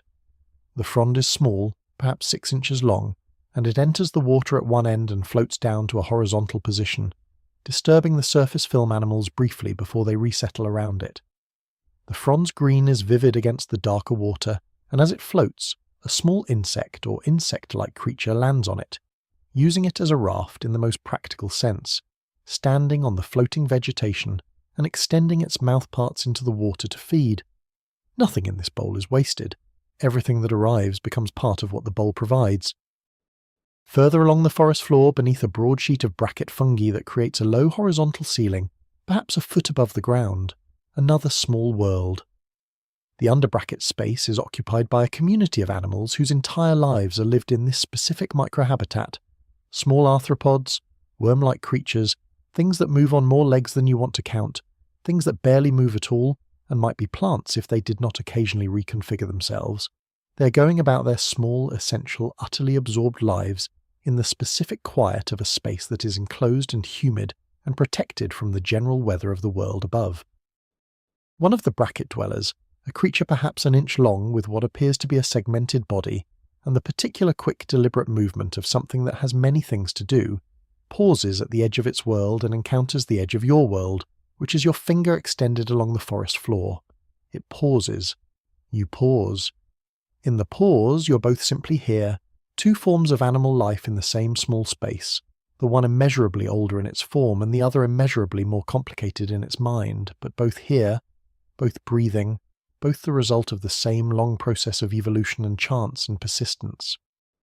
The creature moves on, your finger remains. The bracket fungi continues its patient work of breaking down the dead wood it grows on, converting the locked carbon of old wood into forms available to the living forest. The forest floor continues its slow digestion. You sit up and look around at the level of the ground rather than the level of the canopy, and the world at ground level is different again, denser, more detailed, more layered with the evidence of small lives and small transactions. The morning sun is now high enough to send light at low angle across the forest floor, the horizontal rays illuminating the texture of the ground in a way that vertical noonlight cannot. Every moss cushion and root ridge and fallen twig and animal track casting a small shadow. The combined effect making the forest floor look like a landscape viewed from very low altitude. Every small feature a mountain range or a valley or a plain in the geography of the miniature. In this light, the tracks are everywhere. The forest floor is covered in them, overlapping and intersecting, a palimpsest of small lives, each track a brief record of a body that moved through this space, heading in some direction, driven by some need, leaving behind nothing but the impression of its passage. The tracks of the small theropod from earlier in the night are there if you know where to look, three-toed impressions in the soft earth, overlaid now by the tracks of animals active in the pre-dawn hours, overlaid by the track of whatever came through most recently, the record growing from the newest at the top downward through the night's history. This is how the geological record works, at its most elemental. Layer on layer, the newest on top, the oldest at the bottom, each layer a moment frozen into stone or soil, each layer carrying the record of what was present and what moved, and what lived, and what died in that particular moment of time. The tracks on this forest floor will not survive in stone. The forest floor of the Jurassic is too organic, too actively recycled by the life within it to preserve such fragile records. But somewhere else, under different conditions, the impression of feet and the remains of bodies are already being committed to stone, the beginning of the archive that will, in hundreds of millions of years, provide the evidence for the stories told in books and museums. You think about this. that the world you're walking through tonight is, right now, in the process of becoming history. Not in any conscious or intentional way, simply because the Earth keeps records, slowly and imperfectly but consistently, in the layers of its sediment, in the chemistry of its rocks, in the preserved impressions of things that lived and moved and breathed. The sauropods you watched crossing the river are already, in the places where their feet disturbed soft sediment, in the process of becoming a record. The ammonites drifting in the shallow sea are building the shells that will be found in cliffs in ages beyond this one. The small creatures in this pool are dying and settling to the bottom and contributing to the record of their world. Something very small lands on your hand. You look at it carefully. An insect or near insect, its wings transparent and finely veined, its body no longer than your thumbnail, its legs planted delicately on the back of your hand, with the careful precision of something that has learned to treat every surface as potentially problematic. It cleans its face with its forelegs, a gesture so familiar that you feel the ancient kinship of it, the behaviour predating you by so long that calling it familiar seems almost impertinent. Then it lifts away, gone in a direction you do not track. The small life of the Jurassic world continues its morning. The larvae feed. The surface film animals make their invisible crossings. The bracket dwellers go about their under-bracket business. The insects, waking with the sun, begin their day's work of feeding and mating and laying eggs that will become the next generation of insects. The same instructions carried forward in the same chemistry, the same brief life repeated and repeated, the repetition itself a kind of permanence, the pattern outlasting any individual instance of it. You feel, in all of this, a deep sense of being in the right place. Not in any cosmic or destined sense, simply in the practical sense that this morning, this light, this ground, this small life going about its ancient business is exactly the right thing to be attending to. The mind that has been running all night through the large events, the sauropod herds and the predators and the sea and the sky, is quieter here, held by the small scale of it, drawn down from the epic into the intimate, and finding in the intimate the same depth that the epic contains. The world is the same size at every scale. This is the thing you understand watching a small arthropod navigate the surface of a leaf. The complexity, the beauty, the evidence of deep time and long process is present in this leaf and in this pool and in this morning light on this forest floor just as much as it is present in the view from the plateau or the passage of the sauropod herd. Every small world contains the whole world. The Jurassic is here, at this scale, just as completely as it is there, at the larger scale, and you, here at your human scale, are part of both. The light on the forest floor has its own calendar at this time of morning. The low sun sends its rays horizontally through any gap in the canopy that faces east, creating brief, sharp corridors of light that move slowly across the ground as the sun rises, each corridor lasting only as long as the alignment between the sun and the gap holds. In these corridors, the forest floor is lit with a clarity that the overhead light of noon cannot provide. The texture of the moss and the soil, and the small plants visible in 3 dimensions rather than the flat, shadow-free version that vertical light creates. The millipede you watched earlier has not gone far. You find it again, or find a millipede, perhaps the same one, near the base of a large tree fern, making its patient way around the circumference of the root ball with the focus of an animal that is following a chemical trail laid down by previous passes. Millipedes navigate partly by smell, following their own tracks and the tracks of other millipedes, building up over generations a network of chemical pathways through the forest that maps the locations of food and moisture and shelter. This map exists in the chemistry of the forest floor, invisible to you but completely navigable to the animals that depend on it. The millipede is moving through a world of information that you are blind to, a rich sensory environment encoded in molecules too small for your nose to detect without instruments you do not have. This is true everywhere you have been tonight. The forest, the floodplain, the delta, the sea. Every environment is richer than human senses alone can detect, layered with information that belongs to other nervous systems, to other evolutionary solutions to the problem of navigating a complex world. The bracket fungi has a new addition this morning. A single small flower or flower-like structure has appeared at the junction between 2 of the horizontal shelves. It is not a true flower, of course. Flowers are tens of millions of years from existing. but it is something that functions like one, the reproductive structure of some plant whose main body is underground, pushing up through the wood that the fungi has already partially converted. It is very small, perhaps half an inch across, pale and precise, and it will not last long, a day or two perhaps, before the combination of browsing and desiccation ends it. Small things end quickly in this world.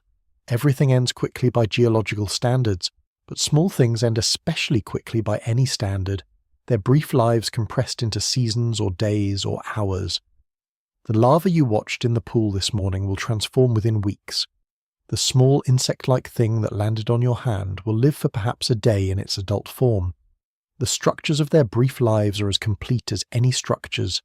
Beginning, middle, end, each phase necessary, each phase sufficient, each one the whole story at the appropriate scale. You think about sufficiency. The word does not exist in the Jurassic, but the concept does.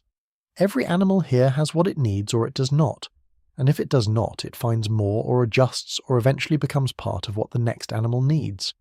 Nothing in this world has the problem of excess or the particular anxiety of accumulation. The sauropod cannot carry more than it is, cannot store more than its biology allows, cannot be more than the maximum it achieves. This constraint is not poverty. It is the specific freedom of a life whose needs are defined by biology rather than by an imagination that can always find another thing to want. The pool in the conifer root bowl is different this morning from last night. The larvae that were active in it then are resting now in the morning warmth, near the pool's edges, in the slightly warmer zone where the sun that will reach this spot briefly in mid-morning will warm the water first. The surface film animals are still there, still making their tiny crossings, still navigating the tension that holds them above the water they do not enter. A small amphibian, or near amphibian, emerges from the pool.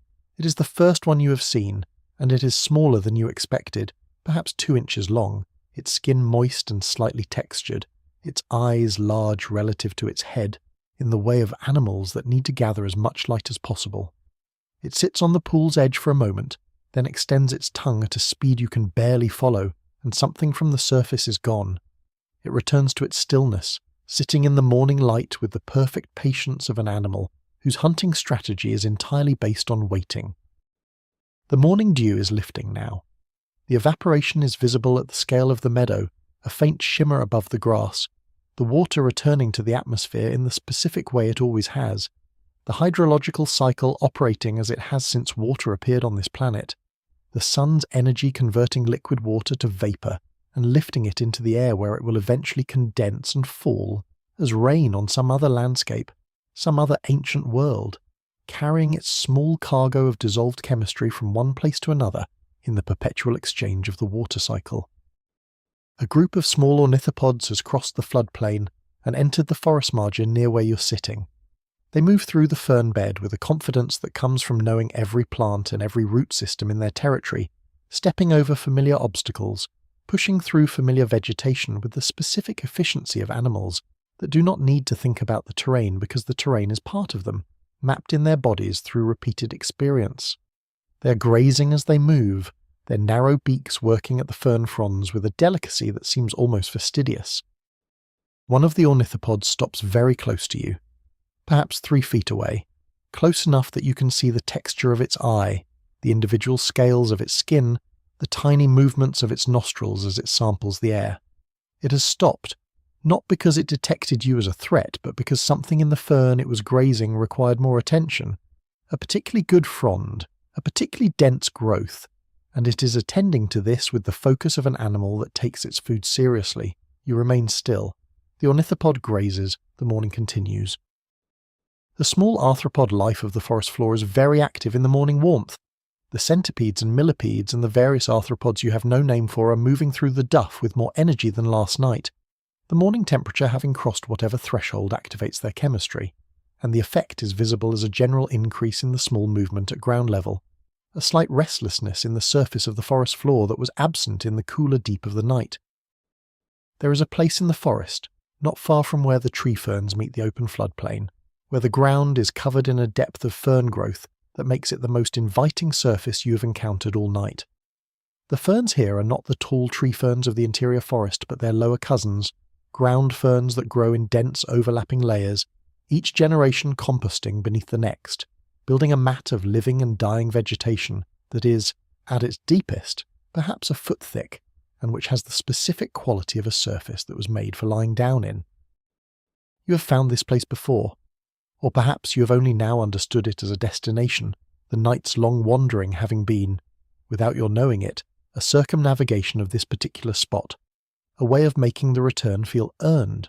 The tree fern forest is ahead of you, its edge delineated by the change in light from open floodplain brightness to the softer, greener interior. The ferns are at the forest edge, where the two worlds overlap and the density of growth is greatest, where the light is still enough for low plants and the protection of the canopy has begun. You walk to the fern bed. Each step sinks slightly into the living surface, the ferns yielding and springing back. The sound of this movement a soft, continuous rustle that would be inaudible in any context with competing noise, but here, in the morning quiet, is present and specific and right. The temperature drops fractionally as you step under the tree fern canopy, the shade beginning its work of moderating the building morning heat, and the smell intensifies.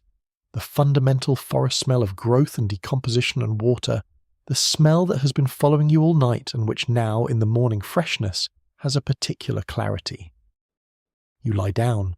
This requires no deliberation, no preparation, no adjustment of intention. The fern bed offers itself and the body accepts, the way a tired body always accepts a good surface when one is finally offered. The ferns close around you slightly, their fronds not obscuring but framing, creating a loose, lacy enclosure that softens the edges of the sky above without hiding it entirely. Through the gaps in the fronds, through the layers of tree fern canopy, fragments of the morning sky are visible, blue and brightening. The ground beneath the fern mat is warm. The accumulated organic material of many years of fern growth holds heat well, and the night's residual warmth remains in the deep layers, conducting upward through the living and dead vegetation to meet you where you lie. The warmth is exactly right. Not too much, not too little, but the precise warmth that encourages the body to settle more deeply, to release the last held tensions, to let the surface support what the surface is clearly capable of supporting. Your eyes, open and looking at the fragments of sky through the fern canopy, begin to have the quality that eyes have in the period just before sleep, a softening of focus, a relaxation of the muscles that maintain directed attention, a tendency to blur the edges of things slightly, to see the fern fronds above you as shapes rather than plants, the sky through them as light rather than specific distances. This visual softening is restful in the way that all softening is restful. It requires less, it takes less, it costs less than sharp attention, and it returns more. The sounds around you are the sounds of a world beginning its day.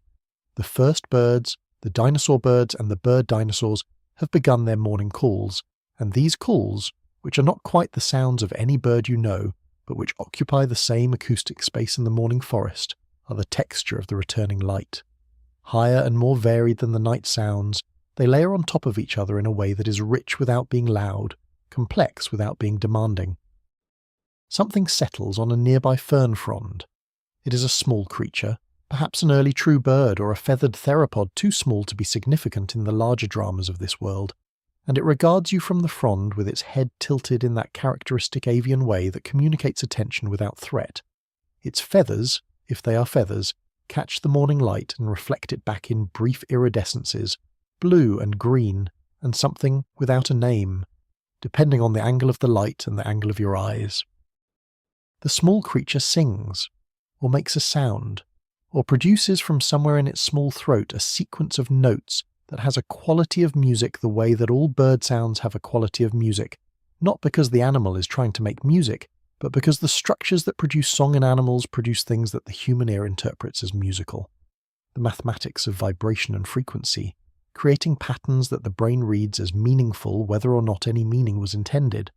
The sound is brief and specific and ends, and the morning is slightly richer for having contained it. You are very still. The stillness is not effort. It is what remains when effort ends, when the decision to be somewhere else or to do something else or to think about what comes next has been set aside, and what is left is this: a body in a fern bed, in a forest, in a world that is very old and very quiet and very patient with everything it contains, including you. You're held by this world tonight as by every world you've ever been in, completely, impersonally, without preference or judgment, simply because you are here and here is where you are and the world holds what is in it. The morning light is increasing in small increments. Each increment brings a slightly different quality to the filtered light above you, the shadows on the fern fronds shifting slightly as the sun rises further above the horizon, the colours changing from the cool green of early morning towards something slightly warmer, the beginning of the day's transition from freshness to warmth. You are aware of this in a peripheral way, the awareness that remains when central awareness has moved towards sleep, a soft monitoring of the world's continuing existence while the attention withdraws into itself. Your breathing has slowed to the rate that you can sustain without effort in complete rest. In, a long count. Out, a slightly longer count. The pause between them, the small still point that exists between inhalation and exhalation, growing slightly longer with each cycle as the body's demand for oxygen continues to reduce. This is the breath of the threshold, the breath of the edge between waking and sleep. It is the same breath that the Stegosaur breathed in the meadow. It is the same breath that the Sauropod breathed in the deep forest. It is the same breath that every living thing breathes when it is most at ease in its world. The fern bed holds you. The forest holds the fern bed. The ancient earth holds the forest. The turning planet holds everything upon it, and the turning continues, slow and inevitable and entirely trustworthy, carrying you forward through the morning and toward the afternoon, and through the afternoon toward the next evening and the next night, each night its own, each night a gift, each night a return to the same deep quiet that exists beneath every day, regardless of what the day contained. You're not fighting sleep anymore. You may not have been fighting it for some time. The threshold, when approached gradually and without urgency, has a way of being crossed without the crossing being noticed, so that you cannot say exactly when waking became sleeping, only that it did, and that the transition was smooth and natural and complete. The Jurassic world breathes around your sleep. The forest continues, the river continues. The sauropod herd feeds in the distant northern forest. The pterosaur colony at the sea cliffs begins to stir, one by one unfolding their wing membranes, testing the morning thermals that rise from the warming cliff faces. The allosaurus that you watched on the ridge has descended into the valley and is moving through the morning forest with its ancient, patient purpose. The small theropod from the early night is somewhere in the undergrowth, its amber eye watching the morning with the same clear attention it gave everything else. All of it continues. All of it was continuing before you arrived and will continue after you have gone, as it has continued since before your kind existed, and will continue until the slow, geological processes that reshuffled the world redistribute this particular land into different forms, different altitudes, different climates, different ecologies, different life. This is the world as it is, complete, ancient, patient, entirely sufficient, entirely here, and in the sufficiency of here, in the completeness of this ancient breathing world, you sleep. The fern bed is the most comfortable place you've been all night. This is partly the ferns themselves, which are the right texture and the right depth and the right temperature. But it is also partly the accumulation of the night, the way that a long journey makes a final resting place more restful than it would be if you arrived at it fresh. The night has prepared you for this. Every hour of it, every animal watched and every sound heard and every ancient environment absorbed has been preparing you for this, the fern bed, the morning air, the quiet. The forest is fully awake now in the sense that forests are awake in the morning. Not loud, not dramatic, but active with the specific activity of morning. The small animals beginning their days, the birds calling in patterns that are different from the night patterns. The light slowly increasing through the canopy layers in a way that will not be visible as a single event, but only as the accumulated change between one moment and another, noticed only when you compare now to an hour ago. Your body is doing what bodies do in the morning after a long night. It is reviewing the night, processing it, filing what needs to be filed, and releasing what needs to be released. This happens automatically, without your direction, the way dreams process the day without requiring anything from the dreaming mind except its presence. The night has been processed. The large animals and the small animals and the sea and the plateau and the river and the sky are all in their proper places now in the system that your mind builds of what it has experienced. They are where they belong. The stegosaur you watch sleeping in the meadow is awake now, or will be soon. You know this not because you can see it, but because the morning is advanced enough that every animal in this world that is not strictly nocturnal will be stirring now, roused by the light and the temperature and the specific chemistry of the morning that signals to every biological clock in every living thing that the day has arrived and the day's work can begin. The stegosaur's day's work is eating and walking and maintaining its territory and its backplates and its place in the social arrangement of stegosaur life on this floodplain. The sauropod nursery is behind you, to the north. In the time since you left it, the young animals will have woken, one by one, and the nursery will have dissolved the specific configuration of sleep into the different configuration of morning, the animals dispersing slightly, the adults less attentive now that the vulnerability of deep sleep has passed. Some of them will already be moving toward the feeding grounds in the nearby forest, the daily business of being a sauropod reasserting itself over the brief parenthesis of the night. The pterosaur colony on the sea cliffs is active now, you imagine. The dawn thermals rising from the warming cliff faces, the animals unfolding their wings one by one, testing the air, lifting off, spiralling upward on the rising columns of warm air until they reach the altitude where they can glide for hours, scanning the shallow sea below them for the fish that form the primary basis of their diet. They will be visible from the floodplain as distant specks against the morning sky, too small to identify from this distance but present. Their presence part of the texture of this world as complete and necessary as the sauropods and the stegosaurs and the river and the morning light. You close your eyes in the fern bed. The sounds of the morning continue around you, the birds and the insects and the distant river, but they are soft and layered and without urgency.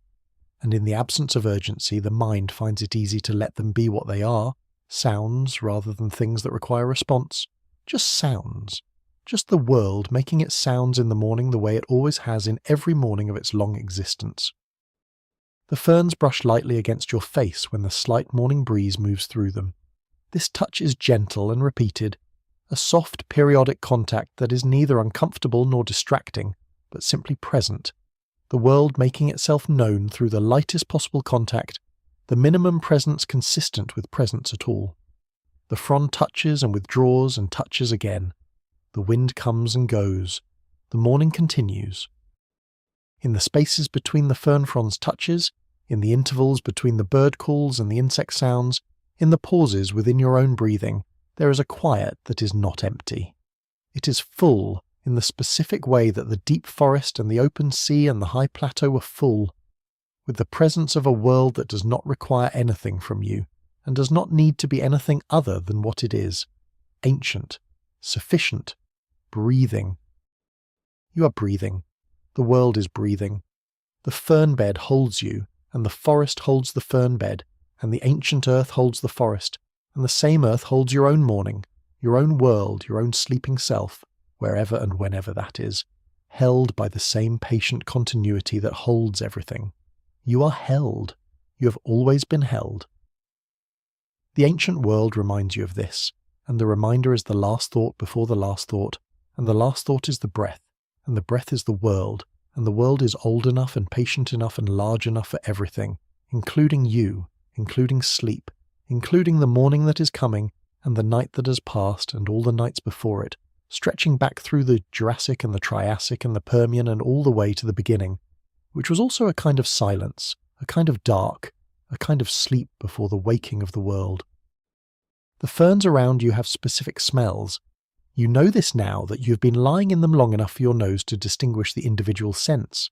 The sharp, slightly medicinal smell of bruised fern frond, where your weight has compressed it. The softer, earthier smell of the ground layer beneath the ferns, the decomposing base of the mat. The fresher smell of the living fronds above you, the photosynthetic green smell that is the smell of growth and sunlight converted to chemistry. The tree fern canopy above you is moving in the slight morning breeze. The movement is too gentle to be dramatic, just the faintest swaying of the fronds, their long arms describing very small arcs against the lightening sky, each frond slightly out of phase with its neighbours, so that the canopy is never still but never violent, a constant slow motion that is easier and more natural to watch than actual stillness would be. Your heartbeat is slower than when you lay down here. Not dangerously slow, not the slowness of something wrong, but the slowness of something very right. The slowness that the heart finds when the body has completely released its preparedness and is running purely in maintenance mode, the economy of complete rest. Each beat is full and unhurried, doing exactly what it needs to do and nothing more, the heart having returned in these deep morning hours to the simplest version of its task. The Jurassic world will continue without your watching it. This is the most ordinary truth about every world, that it continues regardless of whether it is observed, that the sauropods will cross the river tomorrow, and the pterosaurs will ride the thermals, and the small theropod will hunt in the undergrowth, and the allosaurus will watch its valley, and none of this requires a witness.